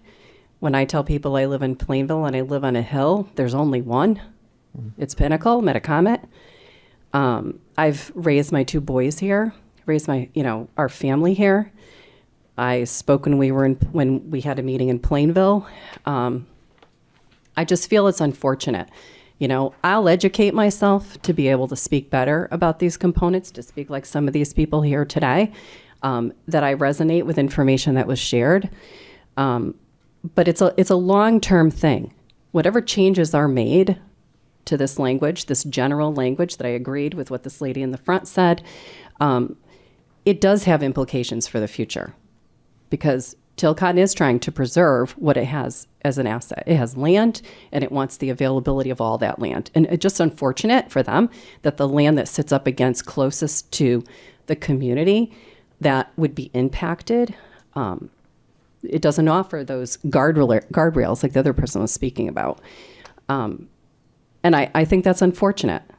I think to live in unison with a business, it means the business has to take responsibility for not stepping outside of something just because they think they can, or bend the rules when a community has already spoken in 2019 about what they think we want, right? I wasn't a party to it at that time, but I do think it makes sound sense to continue to defend it. And I think that's your job. And then in addition to that, I resonate with what the other gentleman said about, if planning and zoning can do its own thing at a 2 out of 3 vote, and you folks don't have any implications on it, then what are we doing? That's unfortunate. That's a system set up that's not designed for the taxpayer to be as influential as a business. So I didn't have a script. I hope it all made sense, but I couldn't not speak since I live in the community and I really care about this area. So thank you. Thank you. All right. Anyone else that hasn't had a chance to speak? All right. I'm going to close the public hearing. I want to thank you, everyone, for your comments. You may be getting a call if we have any follow-up questions with any of your comments. Thank you for those that did submit questions. We'll do our best to get them answered. But thank you for your comments, and we will be taking this up, like I said, at our next regular meeting on the 15th. Obviously, our meetings start at 7 o'clock, but you'll be able to see all the agenda items online a couple days before our actual meeting. So thank you, everyone. And once I find the right page I'm supposed to be on.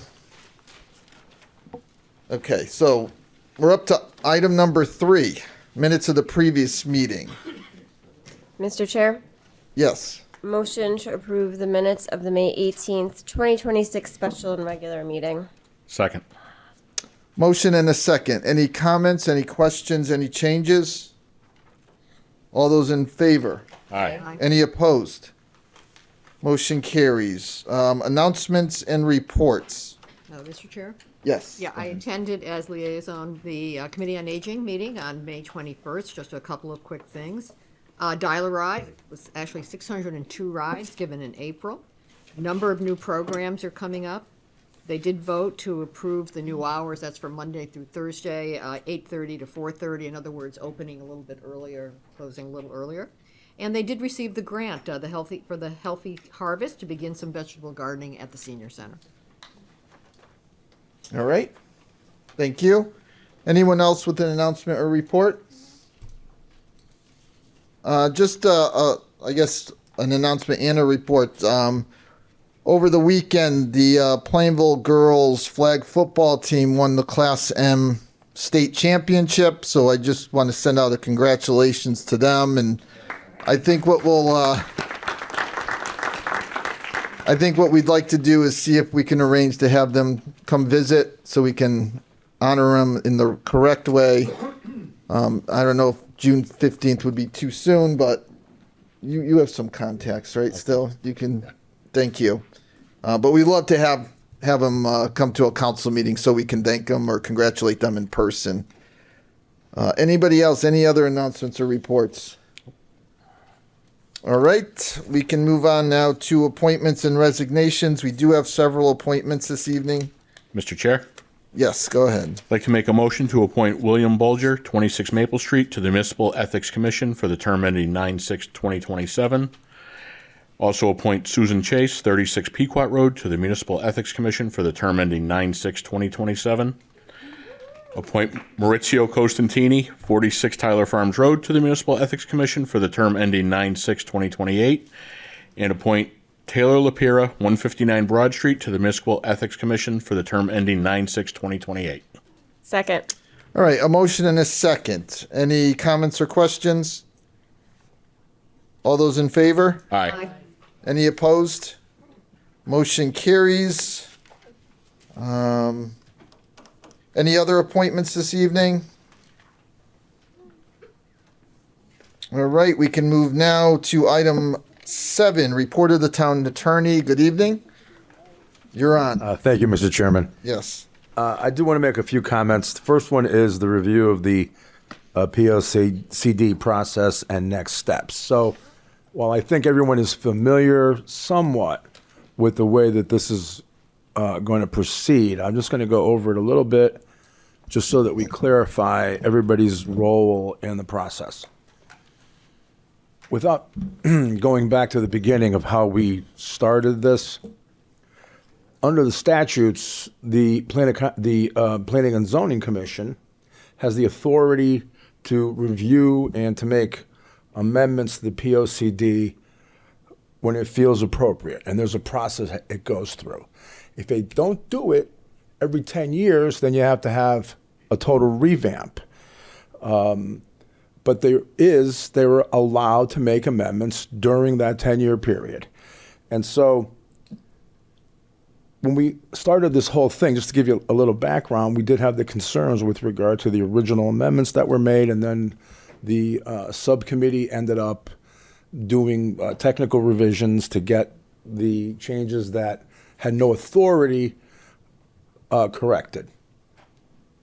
Then there was the question of the amendment that was adopted.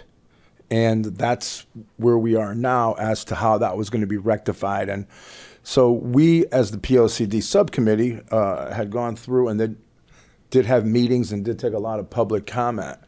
But the Planning and Zoning Commission is actually the commission that's in charge of this process. And so they had their meetings. We were aware of what they were doing, and now they have presented this for you to have a report that you can accept or reject, or you can suggest modifications. Right now, you've had your public hearing. Now you've heard what the public, I took pretty substantial notes, I know we all did, with regard to how you're going to respond to planning and zoning. My understanding is the next session you're going to have, you are going to take into consideration and vote potentially on different options as to how you're going to respond to planning and zoning. If you adopt all of them, then they just need a regular majority vote. If you reject some of them, then they would need a 2/3 vote. And then if you make suggestions, they can adopt those. All right? Then they're going to have a public hearing themselves. And at that public hearing, the public will have an opportunity to come in and make their comments. So the only thing I would say is that, this is a process and there's a lot of input. Unfortunately, it appears from the comments that we had tonight that there seems to be some skepticism with regard to how the process is going to work and that people are going to listen. The whole point of this is, hopefully, the way it's supposed to work is, council has this hearing. You have comments. You then have your report to planning and zoning. Planning and zoning considers that, and then they have the public hearing. There's comments from the public. That's their opportunity. And then planning and zoning considers that, and then they vote. And the way it works is, it's up to the public to make their points. It's up to the council to make their position, and planning and zoning to fairly consider it and decide on the amendments after the public hearing. Now, after that hearing takes place, if there are issues with regard to the process, et cetera, that some of there's been references here, all right, then the question would be, what's the proper remedy? What do you do at that point? So that's all out in the future, and most of those questions will be for the public to decide. If they go and they go to the public hearing and there's a vote that they don't agree with, then you have options like you would at any other time of taking action and filing an appeal. So that's really the way the process works here. That's what the public can expect. I hope that, I think that you don't want to have a self-fulfilling prophecy, given what some of the comments were, that they expect planning and zoning to just ignore their comments, or they think that some of the comments from members of the community may weigh more than others. All right. I don't necessarily agree with any of that. I don't, that's not my experience generally, is that when you have planning and zoning, you have commissioners, they want to do the best job they can, and they want to fairly consider, and they take information from as many sources as possible. I know there's some issues with regard to that because we've heard about it tonight, and I know it's been brought up to me previously. As I said, at the end of the process, if those are issues, that's something that the public can consider on an appeal or whatever. But at this point, we're at the point now where you're going to now have to consider the public comments, come up with a report. It goes back to them, and there'll be a hearing, and they'll have their opportunity at that point. So that's really the process that we're going to have going forward. And it is planning and zoning's, with regard to this, it is planning and zoning's decision with regard to this. So you have the authority of appointment, et cetera, with regard to planning and zoning, but as far as the decisions are concerned, it's their decision. And so there's this very statutory way for you to give input to planning and zoning. It's all on the record. That's the way it's supposed to be. And I think that it's a good start to the process tonight with the number of comments that were made and the concerns that were raised. And so we certainly take them seriously, and I am sure that planning and zoning will take them seriously. So those are the comments I have. If you have any questions with regard to the process.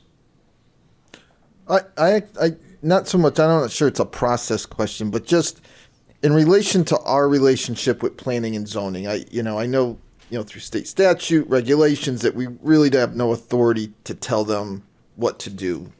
I think. Well, you can give them the report, and right.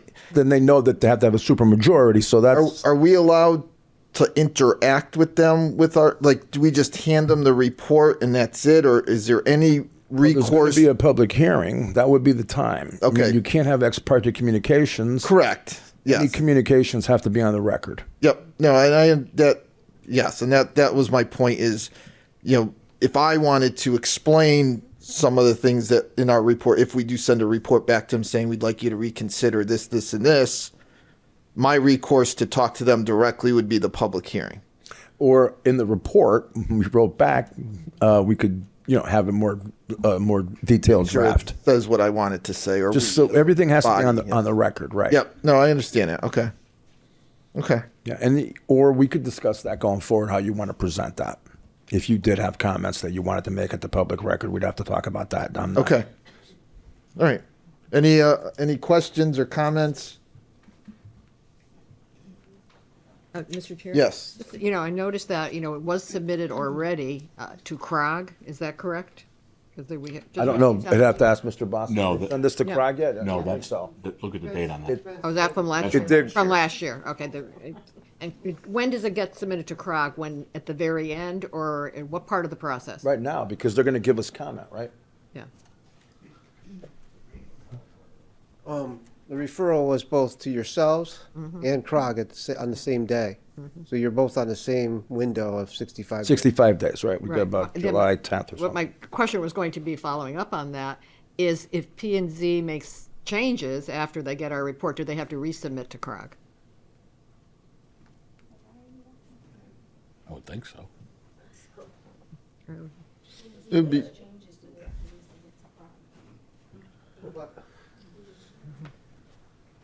It would be my understanding it would be dependent on how substantial the changes are. If the changes are deemed, changing a word here and there, then probably not. But if you're changing the context of a whole section, then I would imagine that it needs to be resubmitted for consistency with, their function is to make sure that it's consistent with the group as a whole. So, you can't have a goal that's inconsistent, say, with New Britain's goal. They're going to make that comment back to you saying, oh, they're looking at this aspect, and you're looking at something completely different. It's supposed to be all cohesive. Right, so if there's substantial difference in what is being proposed in the final analysis, the town would probably have to resubmit it then. Okay. Okay, thank you. thank you. All right, any other questions on the plan of conservation and development? I'm sure we're going to have more as we go through the process. Also, you want to talk about some update on training? We're going to do the training on June 10th. We're going to do it at 9 in the morning and at 7 o'clock in the evening. We're going to do 2 sessions. The training is going to cover Freedom of Information Act, how to be an effective chair or member of a board or commission, and ethics. And then we're going to have a question and answer session afterwards. So we're going to notice it. It's going to be open to the public, even though since this is a training session, the only actual questions I'm going to take are from commissioners or board members or staff, as far as questions are concerned. And the questions can't have to do with anything that's pending. This is a training session. It's not an opportunity for legal advice on specifics. So those would be the main things that I'll say at the very beginning. There'll be a handout, and it's probably going to be about 45 minutes to an hour, each one of them. I've done this before. I think it's really useful for everybody kind of be on the same page or have the same understanding of the requirements for these different things. All right. And I would just say also, I didn't have it on my list here, but now we have an ethics commission. I'm really happy about that, and we'll go forward, on the next steps. Okay. Question? No? Okay. All right, any questions or comments for the town attorney? All right, thank you. Thank you. Item 8 this evening, report of the town manager. Good evening. Good evening, Mr. Chairman. I have 6 total items. 5 I'll go through, and number 6 is happenings. I'll hand that off to Andy. Item number 1, a brief update with AKRF, which is doing the air quality monitoring. We've completed the site selection with AKRF for 3 locations. The 3 sites will be as follows. One on Maria Road, near where Aquarian has their water tank, beyond Metacomet, on the corner of Metacomet and Pequot. And then we'll have on North Mountain Journey Road near the Cancer Center in that general vicinity. So KRF will be reaching out to us. We'll be coordinating with Tilcon to review their blasting schedule in order to coordinate the collection of the baseline sampling that needs to happen first, and then we'll have, subsequent to that, we'll have several event sampling during their blasting and crushing operation. We'll be working with staff to gather additional details on other blasting activities pertaining to the construction of new business on New Britain Avenue next to Doral Marketplace, so as not to skew the data, but there is a schedule that they have for their operation as well. So once the scheduling information is obtained, we'll proceed with the finalizing the baseline sampling, and then that is the first thing that we need to get done. And next is, unless there are any questions, I'll pause for any questions on the air monitoring. Yeah, any questions or comments? I know we talked a lot about this at the last meeting. Those sites make much more sense. Yeah. Okay. Item number 2 is update on the Metacomet area traffic study. We've completed the collection of the traffic data. We have that available. We did for Metacomet, Southridge, and Sachem. That was collected April through May. Those reports indicated the traffic volumes were I think, in line as what the engineer had indicated. The speeds were, consistent with historical data, but there were obviously some issues, with exception with Pinnacle Road. We did not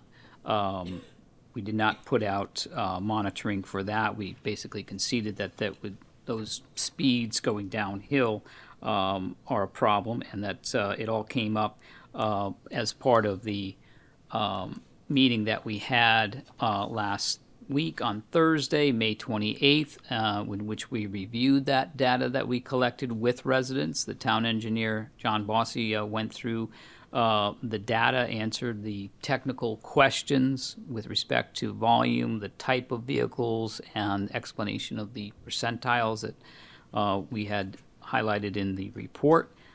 Police Chief Angeli was also present. He summarized the data with respect to the safety concerns for speeding, the number of crashes and accidents. And while the overall safety is not alarming, the speed above the 85th percentile is concerning. He spoke about enforcement efforts in the neighborhood that included the summary of the activity and explanation of what his officers were doing and responding to in the neighborhood.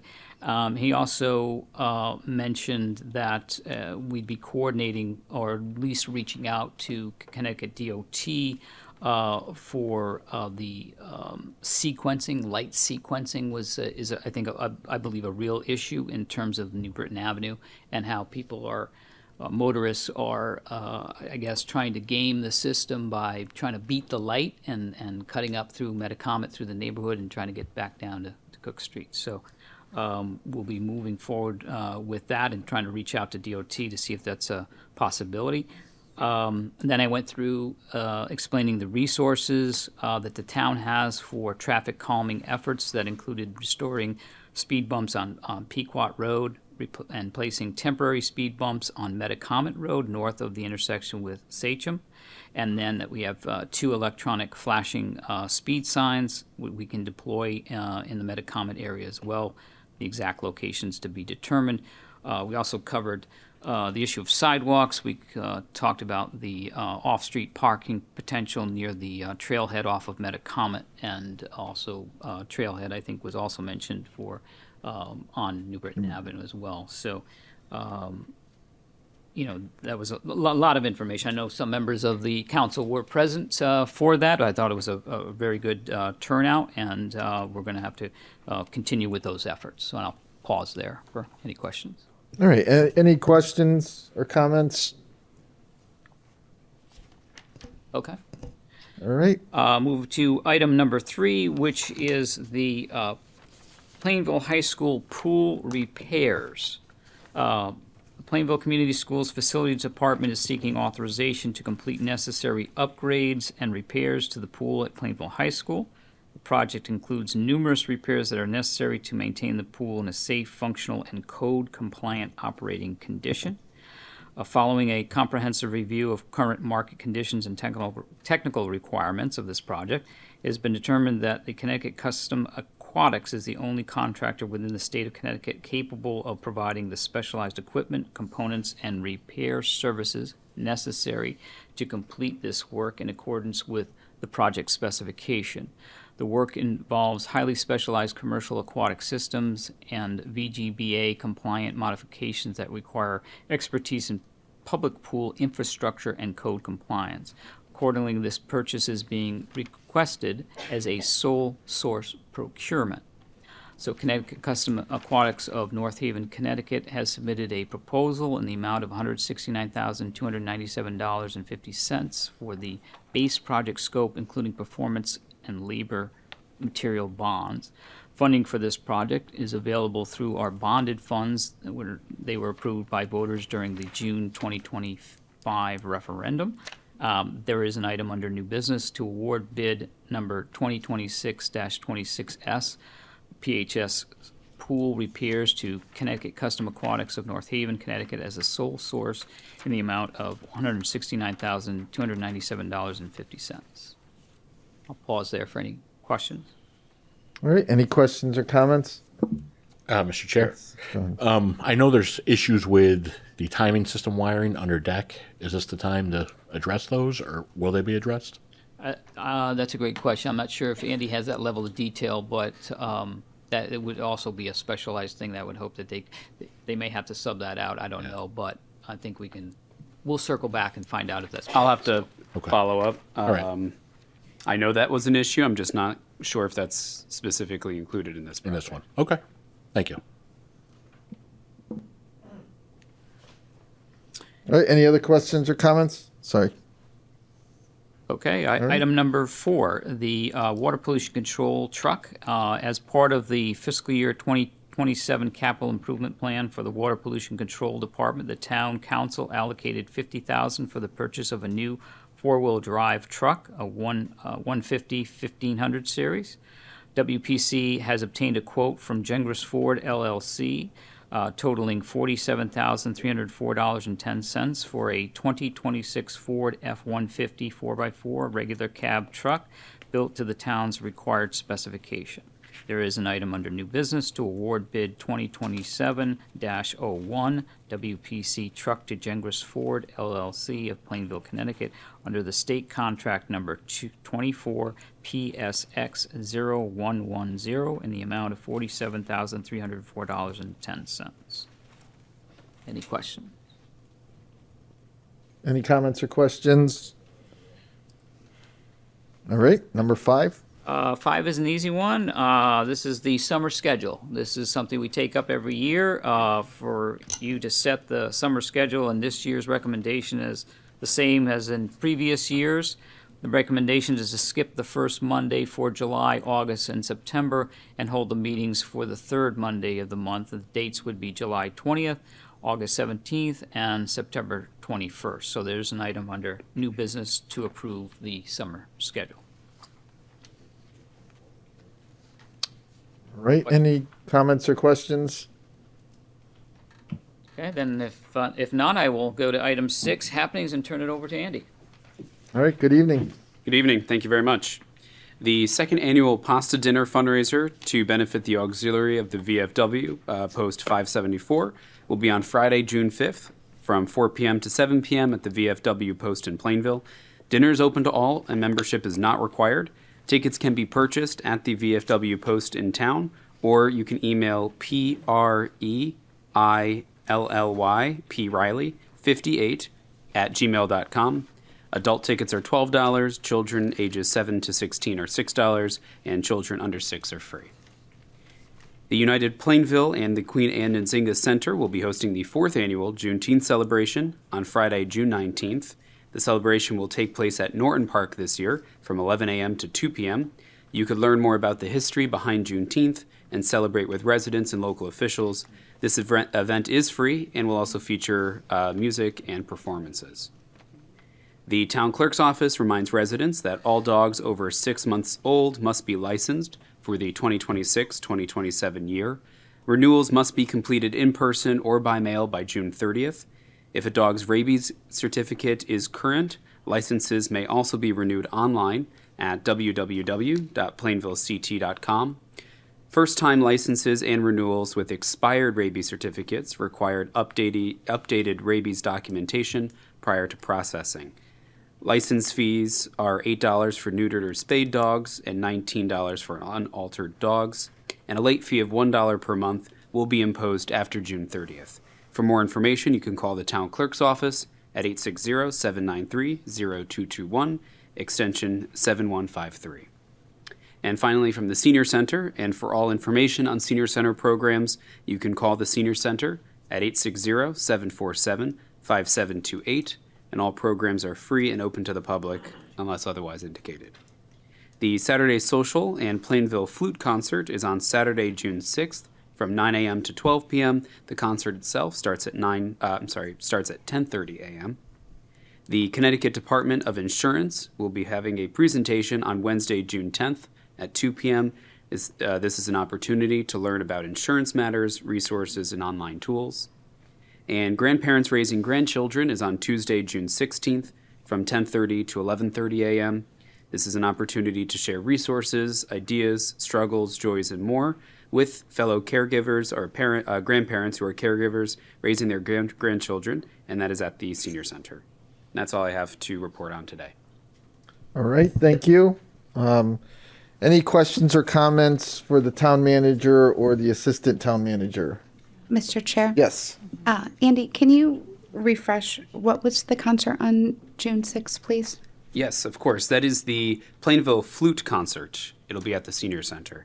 The concert itself starts at 10:30 a.m. The event is also a social, so it goes from 9 a.m. to 12 p.m. Thank you. You're welcome. Right, any other questions or comments? All right, thank you for your reports.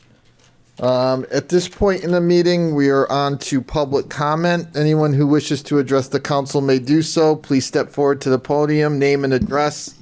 You'll have 3 minutes to make your comments. The first ring means you have 30 seconds left. The second ring means time has run out. So all we ask is that you kind of wrap up your comments if the 3 minutes do run out. Yes, sir. Good evening, Chairman Mazorka. William Galsky, 73 East Main Street. Prior to closing the public hearing, you made a comment that some of the members of the council here may reach out to some of the people with questions. I submit to you that I think that's wholly inappropriate, because essentially what you're doing is you're taking information outside of the record. Presumably, when you go to issue your report and your deliberations, it's going to be in public.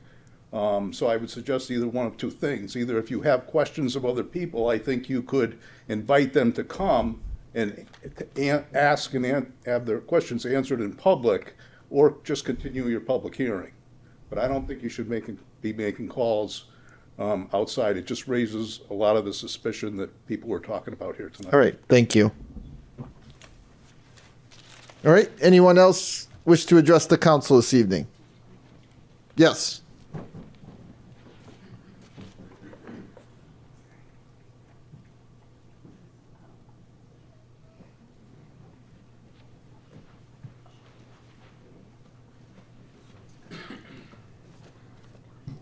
Wendy Irving, 9 Weatherstone Ridge Road.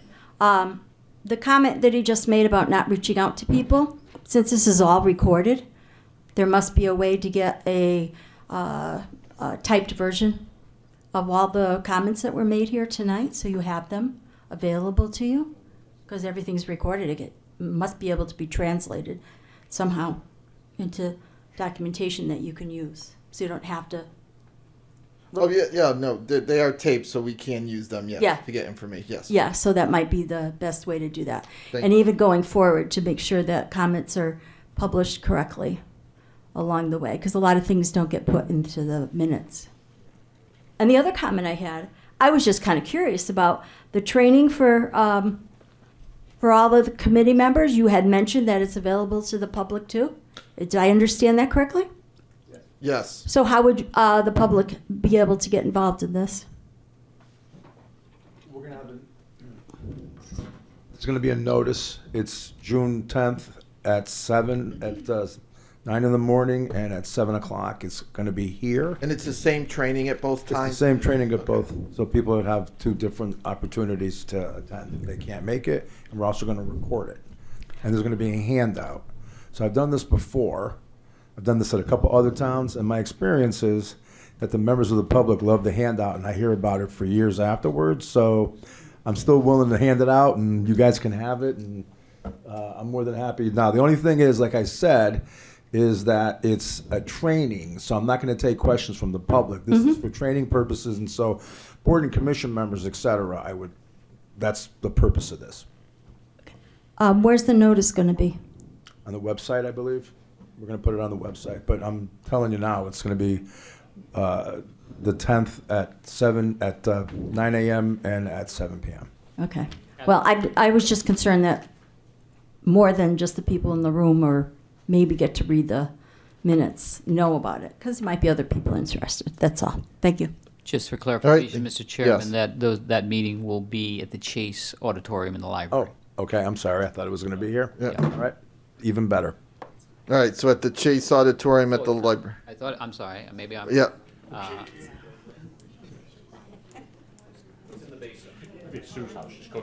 Yeah. I'd sign up for that. Well, we're going to post it on the website no matter Right. what. Yeah. Right. The other, Right. Have we not determined where it's going to be yet? Is that the question right It now? has, I just don't know the answer. Okay. All right. Well, we'll let everybody know, and hopefully I'll know where it is too. Thank Yeah, you but very much. We have a few meetings that were planned for June, and that's one of them, so. Okay. We're trying to accommodate everybody in different locations, so we'll get an answer then, and certainly Cindy will have that as a posted notice. Okay. All right. Anyone else wish to address the council this evening? Mr. Kislick.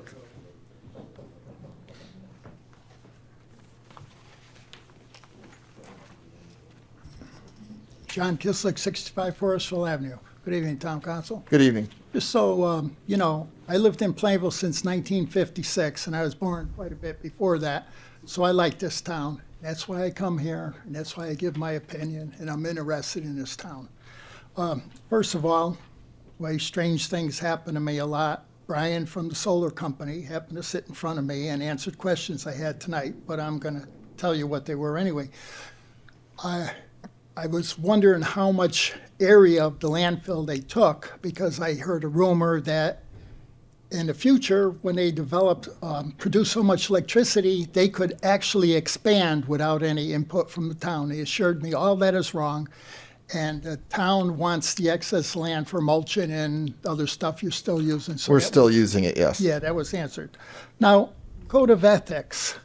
Chapter 29, Code of Ethics. Has this council, every member of this council, have a copy of this Code of Ethics? It's 4 pages long. Yeah. Now, you appointed 4 people tonight. There's supposed to be 5 people on a commission, three make a quorum. Now, I don't know how you got their names. I can see the town manager sending you names, but not a recommendation, because he falls under the Code of Ethics himself. I would say he has to give them to you, and you interview these people before you appoint them, because he's liable under this, being under the rules of ethics. So Yeah, this isn't a situation where he gave us the names necessarily. Did you interview these people? We basically, yes. I mean, we reached out people who were interested. We did talk to people who were interested. Did you have these rules? We did not have a sit-down interview where we grilled them for a half an hour. No, I did not do I that. think that's wrong, because there's so many things here in sections. You go from A to G of things that these people are subjected to. You have to find out if they've been involved in any of these things in the last couple of years, or this or that. Well, that we know. That was part of the process. Well, There is But- an application process. Yeah, there isn't, but Well, and one other thing about this commission, as far as I'm concerned, the only thing that this commission oversees is either like corruption or on the border of corruption. It has nothing to do with attitudes at meetings or how a commission person acts. This is corruption. You're doing things illegal. You're making a gain by doing something for somebody you shouldn't, or whatever. This council better get this, because it also says that the Ethics Commission will distribute a code of ethics to each town official and employee. You have to have this. I think you move too fast. And I have one other thing. You have a capital projects building committee on a 61 million plus job. And on May 27th, you had a meeting. Assistant Town Manager Andy was there with 4 company representatives, and you have 11 members. 3 showed up. You did not have a quorum. And you have these people representing companies doing work here. What's with this? Is there a problem with that committee? 11 and 3 show up and don't get a quorum? Got to look into that. These people don't want to be a member and attend something. that's not it at all. 61 This million. particular night, there was an issue with scheduling. Well, but the it meeting certainly should have is- been- the meeting should have been canceled. You have Well, 4 business. And that's fair. You're allowed, Yeah. you can say that. But Well- it's certainly not something that's chronic. It's certainly not something, this is a group that does meet and has a quorum pretty much every meeting. This just happened to be one night that, Yeah, well, it doesn't look good to the town if 4 business representatives that are building this project for us show up and stay there for 15 minutes and have to go home. Doesn't look good for the town. The other thing, I'm going to make the council really, really happy. Marilyn and I will be on holiday for next council meeting, so you won't have to put up with us. The only thing, if one of you would volunteer to pick up Joanne and bring her here, otherwise you're going to have 3 residents, faithful residents, that will not be able to. Well, and there is an email address. If you want to forward any comments, you're welcome to do that. I don't want to interrupt my holiday. Yeah. All right, thank you. Anyone else wish to address the council this evening? Joanne? If I can remember everything. Well, Here we go. you got 3 minutes to remember. I'm half asleep. Is it a little chilly in here? Is that- Anyway, Yeah. Joanne Edmond, 166 West Main Street. Well, it appears to me, and I'm very concerned about it, that Plainville is on quite a bit of overload, development overload. And it's just exactly what I brought up a couple of weeks ago with all these proposed apartment houses that are going to be probably built, and every last piece of land taken. It's very concerning. I'm really worried about what it does and what it's going to do to the individual homeowner. I can see fees rising. The cost of living is going to be almost astronomical right here in town. My word, you got to stop to think of what is this going to do to our gas and electric lines, our water and sewer systems. They're going to have to be expanded. And then if we got a lot of children here in town, we're going to have to maybe build a new school. And certainly the classrooms will be exploding. At what, $20,000 a kid? I mean, more or less, that's a lot of money. And we're not made of money. I told you last time we're not growing money trees in our backyard. And it just, and there's one other thing too. Has anybody stopped to think that we're going to get an army of the little brown trucks? More so than we have coming in and out of town now. And what are the little brown trucks? I'm afraid to ask, honestly, Joanne. Anybody?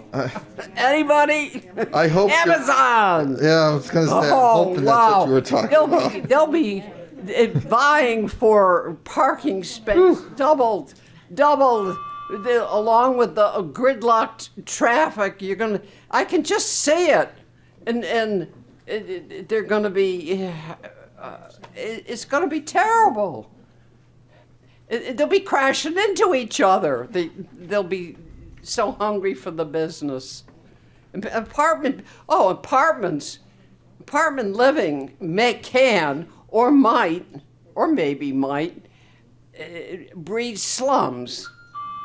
And slums breed crime. And we don't need that here. This was once a sweet little town. And I don't relish the idea of changing its name to Gridlock City. I don't want that. I want it to be kept as the sweet little town that it should be. Our streets can't handle a city. Thank you for the time. All right, thank you. Anyone else wish? Yes, Ms. Charette. That stupid trail. Yeah, coming up the works. Good evening, everyone. Good evening. Marilyn Charette, 18 Milford Street in Plainville. How y'all doing tonight? Good, how are you? I'm great, thank you. Good. I have a couple of issues. First of all, I want to say we did make it to the parade, and it was great. We really enjoyed it, and thank you all for those of you that participated and the ones that showed up. Anyway, I'm going back to the issue about Whiting Street and that mess you have over there. The reason that I'm bringing it up again, and it was pointed out to me, it begins nowhere and ends nowhere. If you look at it closely. Are you talking about the bike lane? Yeah.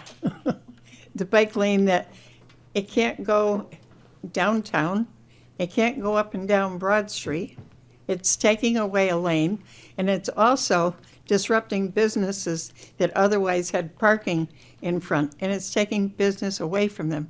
I talked to one company already that was affected by it.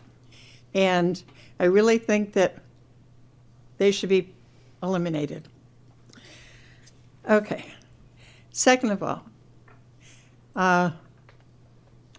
Redstone Hill, the entrance that you have proposed, well, it's already in the works, for going down for the trail.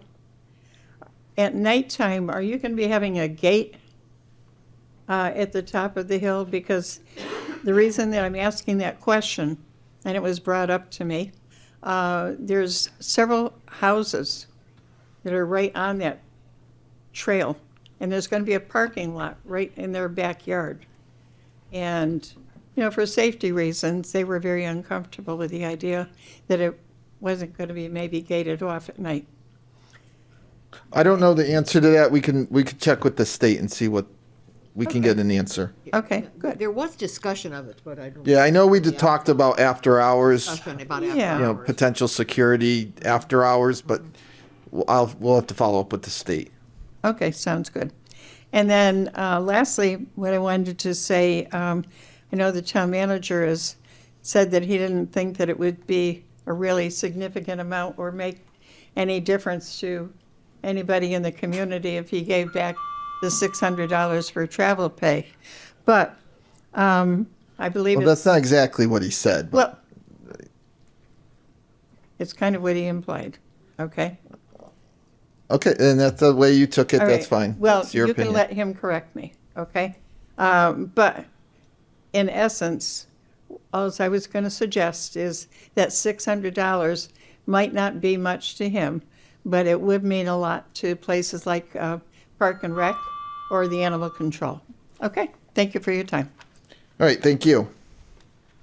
Is there anyone else that wishes to address the council this evening that hasn't done so already? Yes.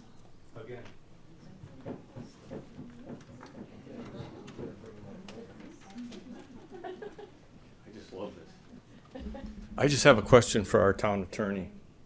Can another attorney tell you people that you can't communicate with us?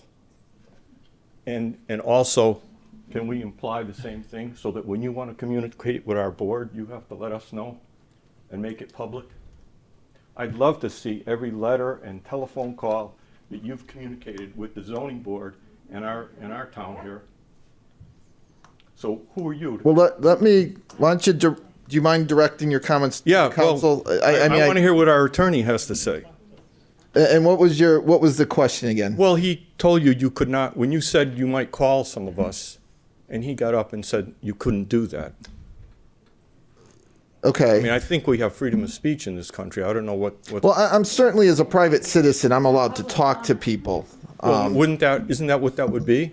Well, let the town attorney. And so I would say that with regard, and I think specifically with regard to the POCD, and that you now have had a public hearing, and that you are now going to consider the report that you are going to issue, that any communications that you have would have to be on the record. So that if you had an email, let's say an email exchange, print it, mark it, put it on the record. What I mean, I shouldn't say market, that's like court, but so that it's in the public. If you had because I used to be the chairman of the zoning board in Weathersfield. So if you had a conversation, then you'd put that on the record. when you got in, next time, you put it on the record so that everything that is being used to make the decisions on the record and people have an opportunity to address that. And in fact, after Attorney Galski's remarks, and obviously he's not your lawyer, I think he was just giving you that information to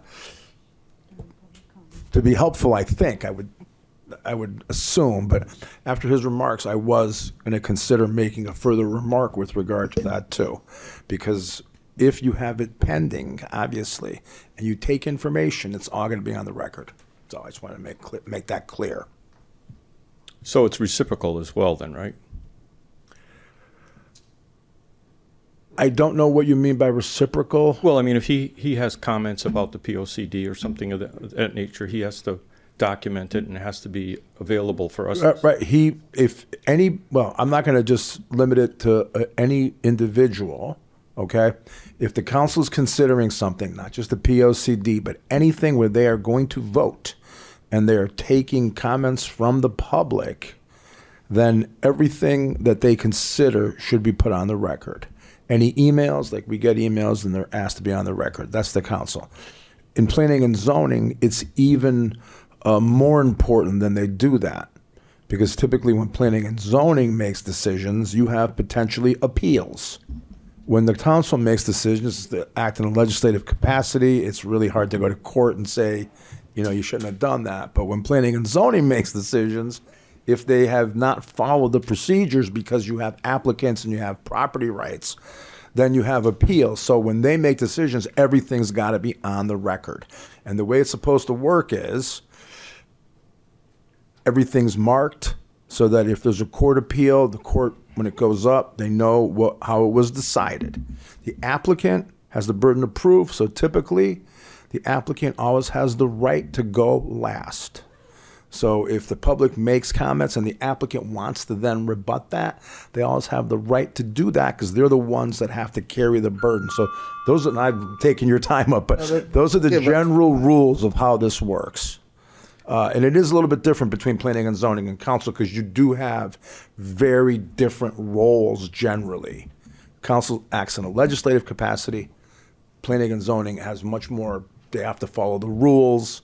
If you meet the site plan requirements, they're supposed to give it to you. If they don't, you go to court. Whereas if council votes on something, you can't really, that's up to you. It's different. But I think his question was, the way I'm hearing you, Mr. Giannini, is if I have to be very careful and now that we've had a public hearing, how I communicate and making sure that's public record, would the same apply to someone like an attorney that's representing someone who has something in front of planning and zoning? The rules apply to the officials. You're an official. Planning and zoning commissioners are officials, all right? So a private attorney doesn't have those obligations. If a private attorney wants to make a comment, then it's up to the official to say, we're ex parte, I can't listen to you. We're going to have to go on the record on that. That really is... Now, as lawyers, as officers of the court, we generally try to avoid doing anything we're not supposed to. But sometimes, it's not always clear. So, but the way I interpreted this is... But is that more of what you were trying to...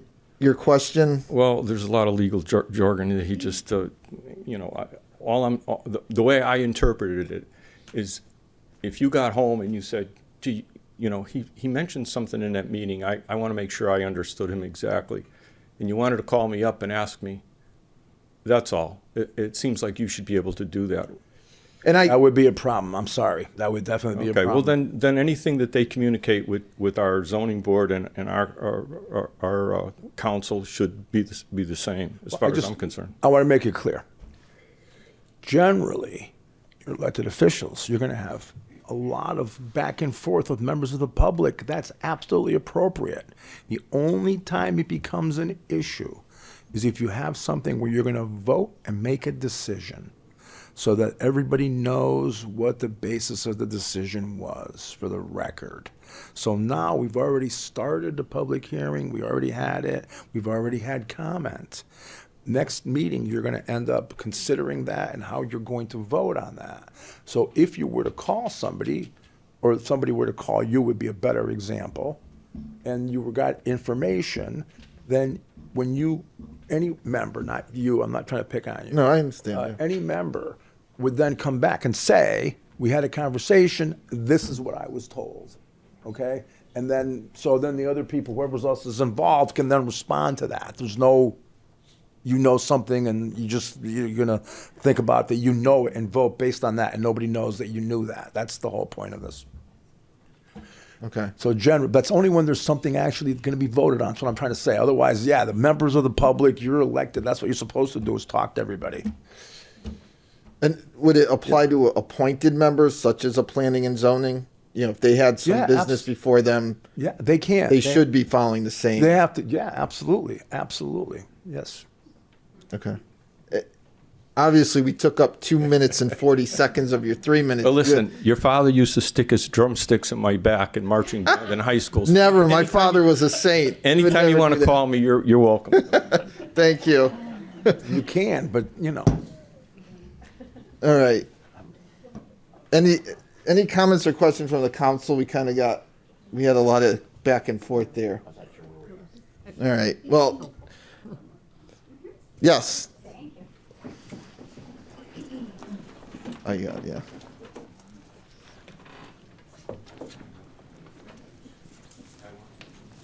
Georgia Bedell, 28 Pequot Road. Just so it's on the record, then, I want you guys to know that during the entire time, planning and zoning is trying to make these vital decisions for the taxpayers, the citizens of Plainville. Attorney Gelsky, that should not have been speaking because the citizens couldn't even speak. There was zero public comment. Gelsky is on video giving all his different thoughts. So please keep that. I'd like that on the record. Thank you. All right. Thank you. Mr. Chairman? Yes. Attorney Gelsky makes comments at Planning and Zoning as a representative of the applicants, so that's why he gets to make comments. He's working for the applicants, and that's why he gets to make comments. He's representing the applicant. What applicant? We're talking about planning and zoning. Specific. No, we're not. So listen to my words. We are not talking about a specific anything. We were talking about the amendment of the POCD. That is what he spoke about. Nobody was an applicant. Unless he represents all of Plainville, he was not representing any applicant. Okay. Thank you. Okay, thank you. All right. Anyone else wish to address the council under public comment? All right, we'll close public comment. Yeah, I do have something. We did receive an email this morning, and it's from a community member to the Plainville Town Council. Due to work obligations, I am unable to attend this meeting in person. Please read this letter into the public record and include it in the meeting minutes. On May 4th, an email was sent to the Town Council requesting that Section 14 of the Town Charter be invoked to investigate concerns regarding the conduct of the Planning and Zoning Commission chairperson. To date, no response or follow-up has been provided. At a recent Town Council meeting, Councilmember Deb Tompkins stated that in the absence of a local ethics board, ethics complaints would go to the state of Connecticut. However, neither the Town Charter nor Section 14 appears to contain such language. Furthermore, the Connecticut Office of State Ethics states that it does not have legal jurisdiction over municipal ethics matters, which appears to contradict that statement. Therefore, I respectfully request that Councilmember Tompkins identify the authority upon which her statement was based and that the Town Council invoked its authority under Section 14 to investigate the alleged ethics concerns involving the Planning and Zoning Commission chairperson. Town officials and commission members often question why residents are not more involved in local government. Many residents feel defeated when the chair of Planning and Zoning publicly criticizes residents on social media for crying to the Town Council, suggests that they are being watched, and references a process that provides no opportunity for public comment. It discourages public participation rather than encouraging it. Please see the attached materials for review, and he's attached several, looks like screenshots. Thank you for your consideration, Harlan Bedell, Plainville resident.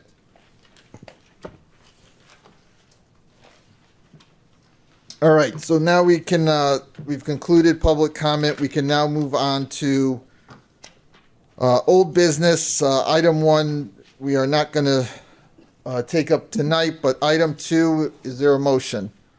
Mr. Chair. Yes. Motion to remove solar project on former landfill from the table. Second. Motion and a second. All those in favor? Aye. Any opposed? All right, so it's off the table. Anyone care to go to item B? Mr. Chair. Yes, go ahead. Per Chapter 72, Municipal Property, Article 1, Exemption from Zoning Regulations, Section 72-1, Use of Property of the General Code, motion to exempt the Town of Plainville from any zoning regulations pertaining to the former landfill on Granger Lane for the solar array project and other associated improvements. Second. All right, we have a motion and a second.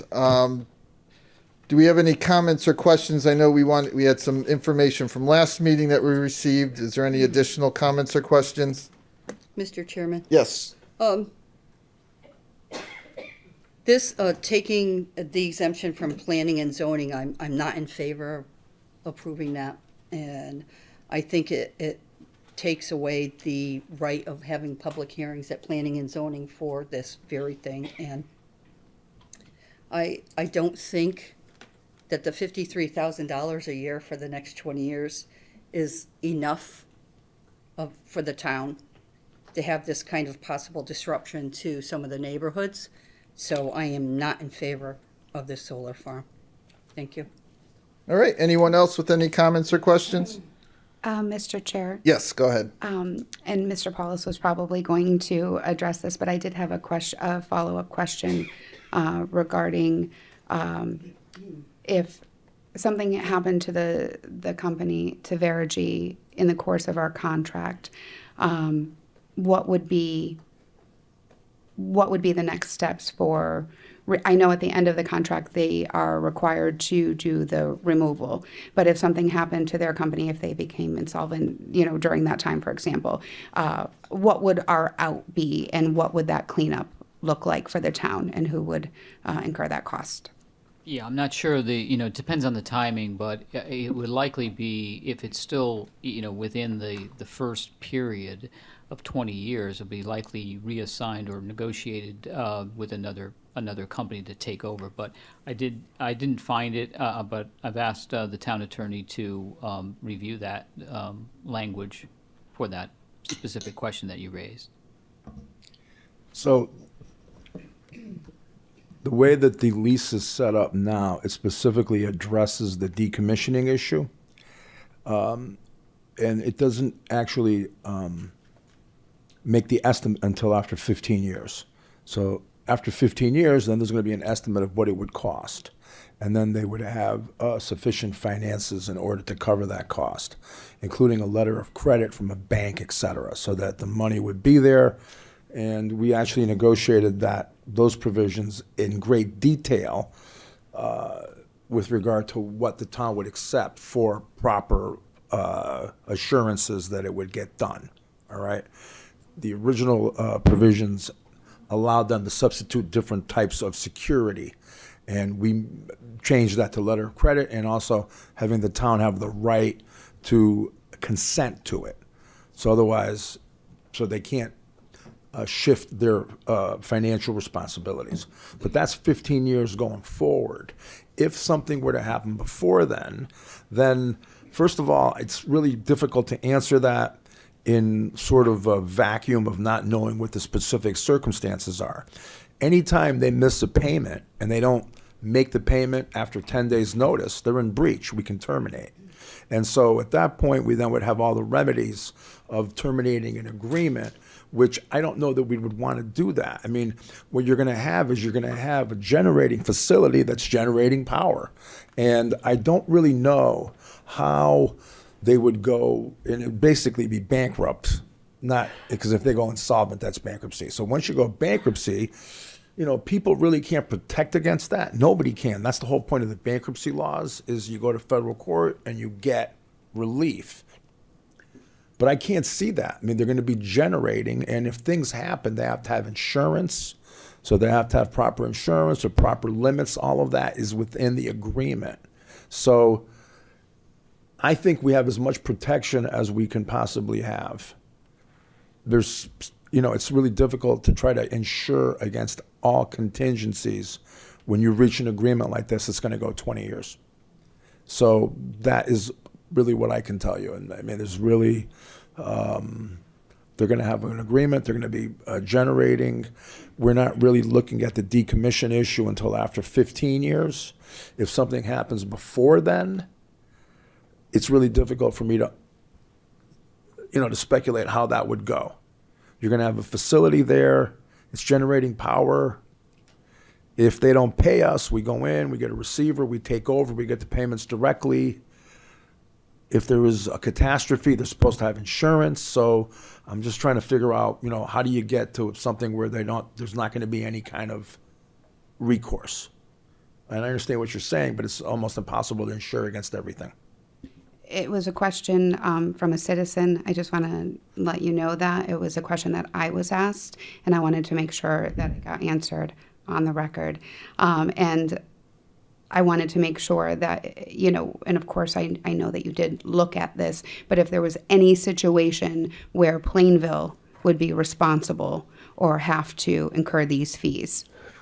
Well, it's impossible for me to say that there's no situation because it's hard to tell over 20 years. So it's always, things are always possible. However, those, it's generating, so it's has a substantial economic benefit. And once they get to the 15-year period where then they're looking at closing it, then there will be financial assurances. Because at that point, then they're going to have a letter of credit from a bank that will ensure that the money is there at the end of the period in order to decommission it. So all of that is in there. So I think, it really is commercially reasonable, and I don't really think that you could get a lot safer than the way that the thing is written right now, in my opinion. I don't know what else we could have done. We did negotiate quite a bit on the decommissioning part of it, because I was concerned that they couldn't just substitute other security. So they can't. We have to agree to it. So I think that we're as protected as we can be. I just don't have a better answer than that.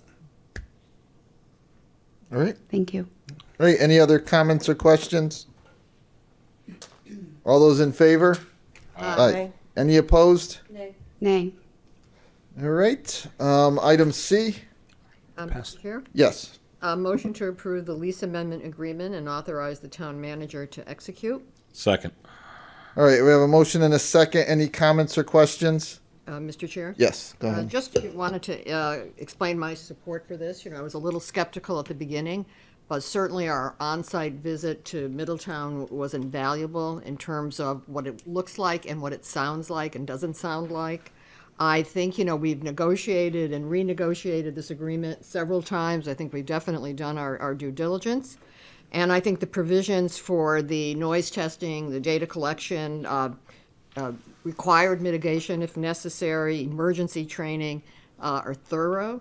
And I think we've also allowed for any aesthetic concerns, which I think are important, and I appreciate that people, were concerned about that.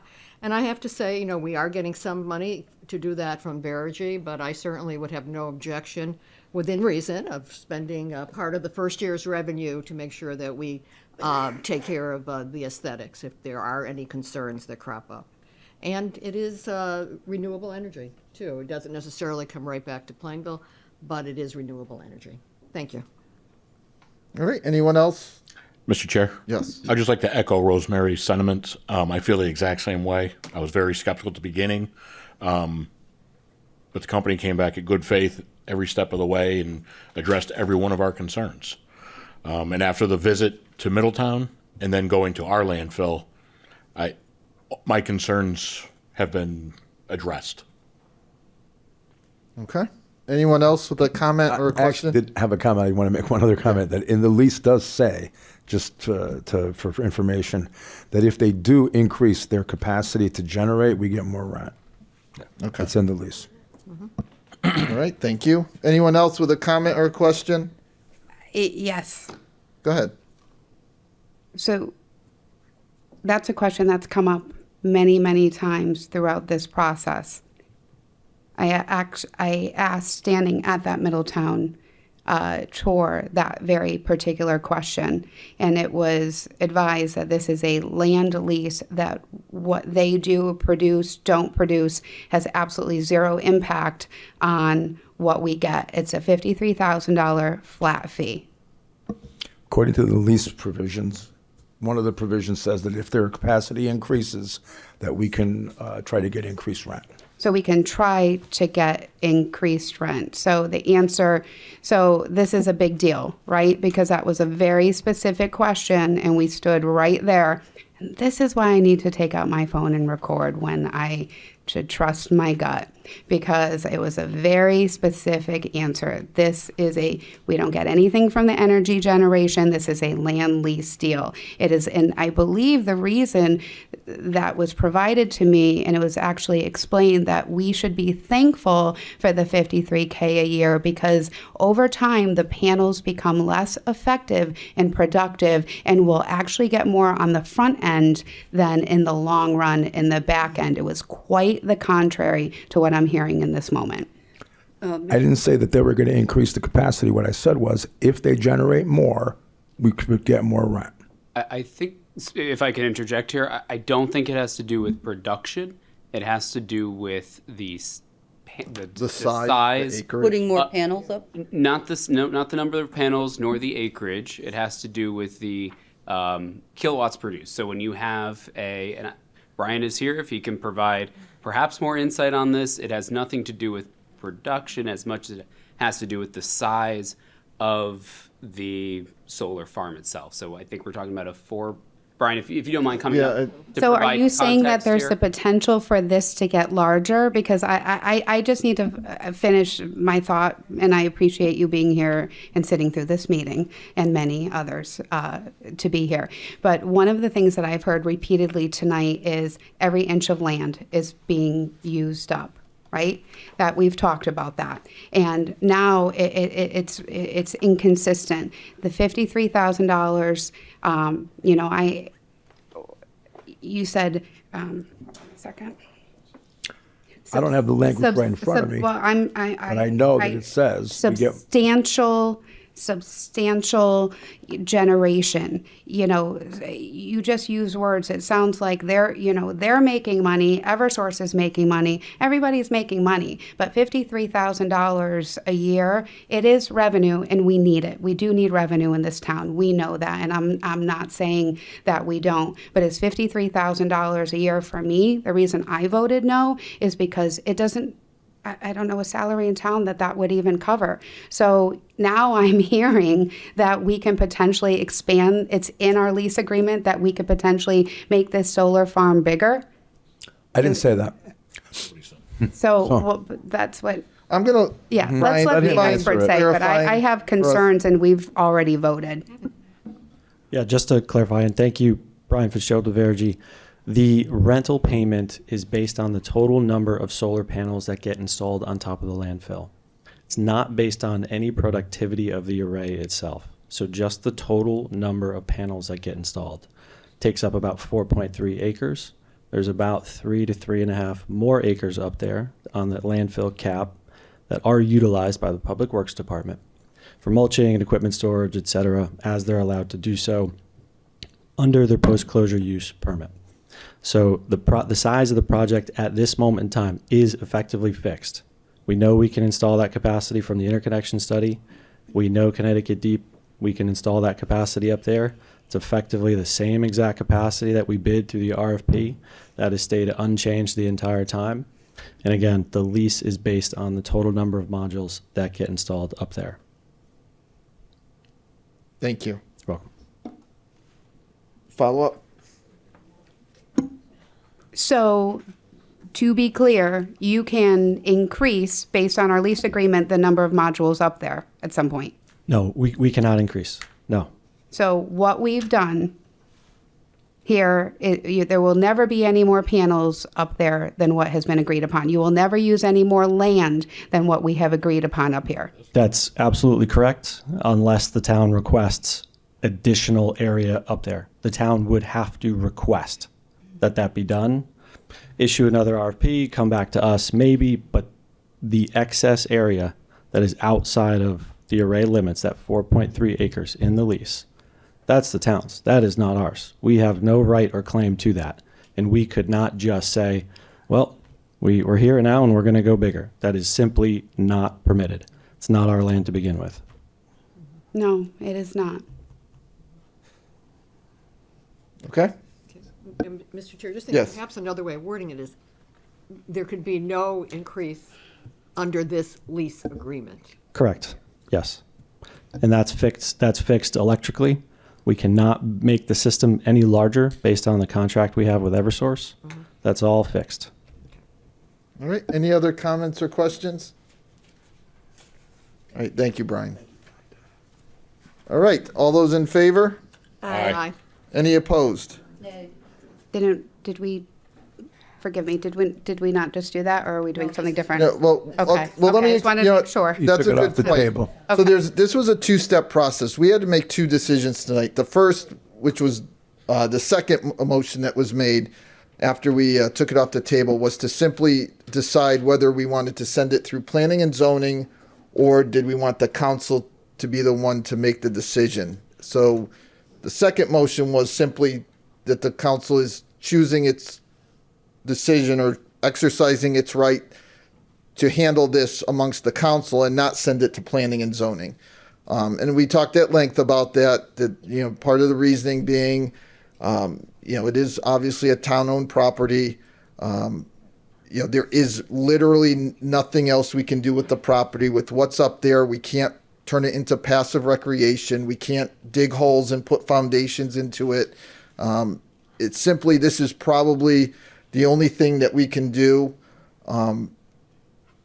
So as far as I'm concerned, following kind of that line of reasoning, it felt appropriate that the council in this case did not send it to planning and zoning. Now what we're voting on is the actual lease agreement that we've modified a few times now, but this motion on the table right now is to vote on the lease itself.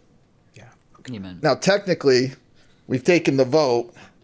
I'm not sure, Councilman Buchanan, if you were able to vote or not. I'm not sure from Robert's rules what the correct procedure from, I don't want to put her on the spot if she hasn't voted and say, what's your vote? But I'm not sure I have any other recourse at this point. I did vote. I voted under thinking that we were voting on the lease agreement. So that was my mistake. On the second motion? No, I didn't vote on the second motion. I voted on the first motion, thinking that I was voting on the second motion. So the first motion, though, was to take it off the table. You did vote on that. Yes. Correct. So the second motion was whether or not we were going to waive the right to, or, okay. Oh, there were three. So I'm not sure from a procedural perspective, is there a recourse to, can I call for a revote? Is it kind of, I don't, Even though I read item B. I haven't had this happen before. Which one? You voted nay. Well, you voted nay on the second one. Mm-hmm. Yeah, I heard. This third one, I did not. Yeah, I think that you all voted yes to take it off the table. Correct. Yes. And then there were two 5-2. no's on the actual Correct. lease. 5-2 to, no. No. It was No? 5-2. That's what I thought as well. On the second one, it was whether or not to send it to planning and zoning. Oh, Or I'm to- sorry. To Okay, exempt right. it from That's right. planning and Okay, I'm zoning, I sorry. think Yeah. was the actual verbiage. All right. That was 5-2. That one, I heard everybody's vote. Okay, right. This No, third vote that we're taking now is the actual lease itself. with the amendment, right? I think they were. Right. And if I'm hearing Councilwoman Buchanan correctly, I think she meant on exempting it from planning and zoning, you were planning on voting no on that. Exempting it, so for us to vote on it here and not sending it to planning and zoning. Correct. I agree to that. Well, we were voting not to send it to, the motion on the table was not to send it to planning and zoning, for the council to handle the decision. Does that make sense? Yes, it makes complete sense. And I thought you voted no. And I think you wanted to vote no. Or did you want to vote yes? I'm sorry. No, I did not want to send it to planning and zoning. Okay. All right. Right. Correct. All right, so you just want to vote no on the lease agreement. Correct. There we go, we're done. Thank I think you. we're fine. Thank you. And I wanted to clarify, because I did find the provision I was mentioning in the lease on the increased wattage. So what it basically says is if they put panels in that have increased wattage so that they generate more, they'd have to notify us to talk about increased rent. I just want to be clear on that, exactly what it says. So if the panels were replaced and they put panels that generate more power, the same panels, but they just generate more, they're supposed to tell us, and then we can get more rent. That was the provision I was talking about. So from a town clerk perspective, you've recorded everyone's vote, correct? All right. So we're going to move on to new business. I don't know what page that's on here. I've written all over everything. Item 1. Mr. Chair? Yes, go ahead. Motion to waive the bid process and award bid number 2026-226S PHS Pool Repairs to Connecticut Custom Aquatics, North Haven, Connecticut, as a sole source in the amount of $169,297.50.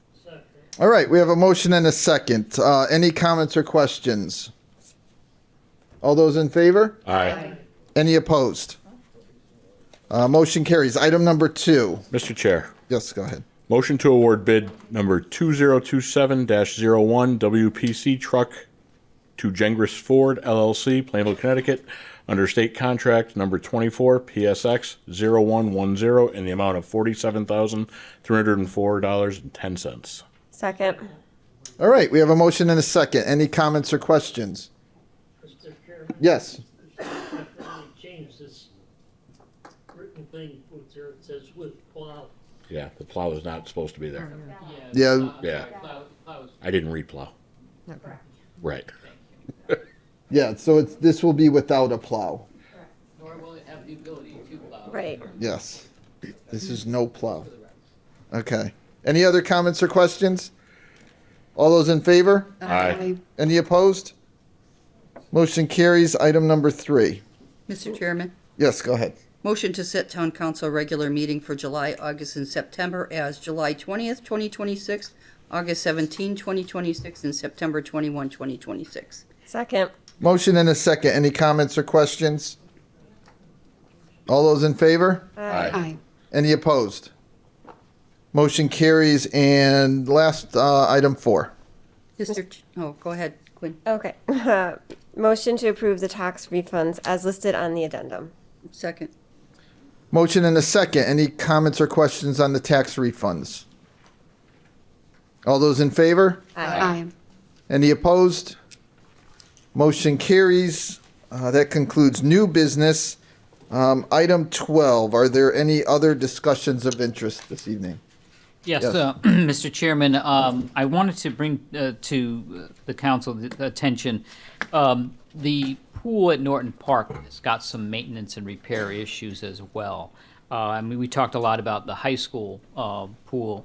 We certainly have some regulations and issues that we have with Norton Park. I don't believe we're going to make the date for opening, which was supposed to be the end of this week. I'm having a meeting, sort of an emergency meeting tomorrow morning to determine our strategy and to assess the situation. But there's certainly likely to be delays. There's a long shot that it would not even be open for the season, but I'm trying to avoid that as much as we can and try to get to the heart of the matter and try to get this on track as quickly as we can. But I just wanted to throw that out there, that so it's not a surprise, but we've having some issues there. We're trying to do our best to address those. So. Okay. All right. Any comments or questions or any other discussions of interest from I anyone? do have a question. Yes. I feel like this is a surprise. When were we, it was scheduled to open? Well, we were trying. I think it was going to be for the 5th, this Friday. That was I think that's from a historic perspective, annual basis. They try to target. There's never a certain date. It's whenever they can get, because sometimes they can't get the final inspection done from health. So it really depended on when their schedule permits. We'll try to get as close to that date as we can. What did it look like at the end of last season? So I guess I just want to understand better, what information did we find out in the recent, when did we learn this information? Well, it's always been an ongoing battle in terms of tiles and obviously the age of the pool, filter issues, underlying lines, so forth. I think there's some great issues, and there's maybe, and again, I haven't met with them to get the details, but that'll happen tomorrow morning. But there could be some issues with changes in regulations as well. So. That's what we're all going to be on the table tomorrow to review and sort through and hopefully get this back on track as quickly as we can and get it open. So when it closed last season, what is the frequency of inspection? When was the very first moment we learned of potential delays and what it sounds like the innuendo of potential non-opening? When was the very first moment we learned of this problem? Well, this has been an ongoing problem. I understand, but this year, I understand, but this particular issue. Yeah, I think they raised the issue probably last week at some point, and they were trying to get more information.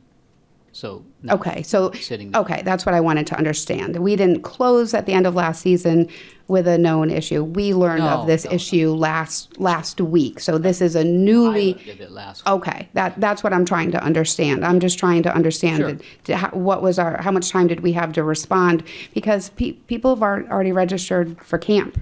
Well, I understand. Okay. No, it'd be terrible if we had to Right. close the Okay. season. Okay. So this is new information. Yeah.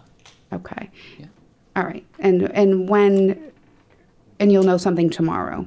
I hope to know more tomorrow. Okay. And I hope that we have a finite, a resolution to this and a strategy moving forward from tomorrow. Yeah. Okay. Thank you. Mm-hmm. Sure. All right. Any other discussions of interest, questions, or comments? Sure. It's not even 10 o'clock yet. Motion to adjourn? Second. All right, we have a motion and a second. All those in favor? Aye. Any opposed? We're adjourned. We'll see everyone June 15th. Thank you.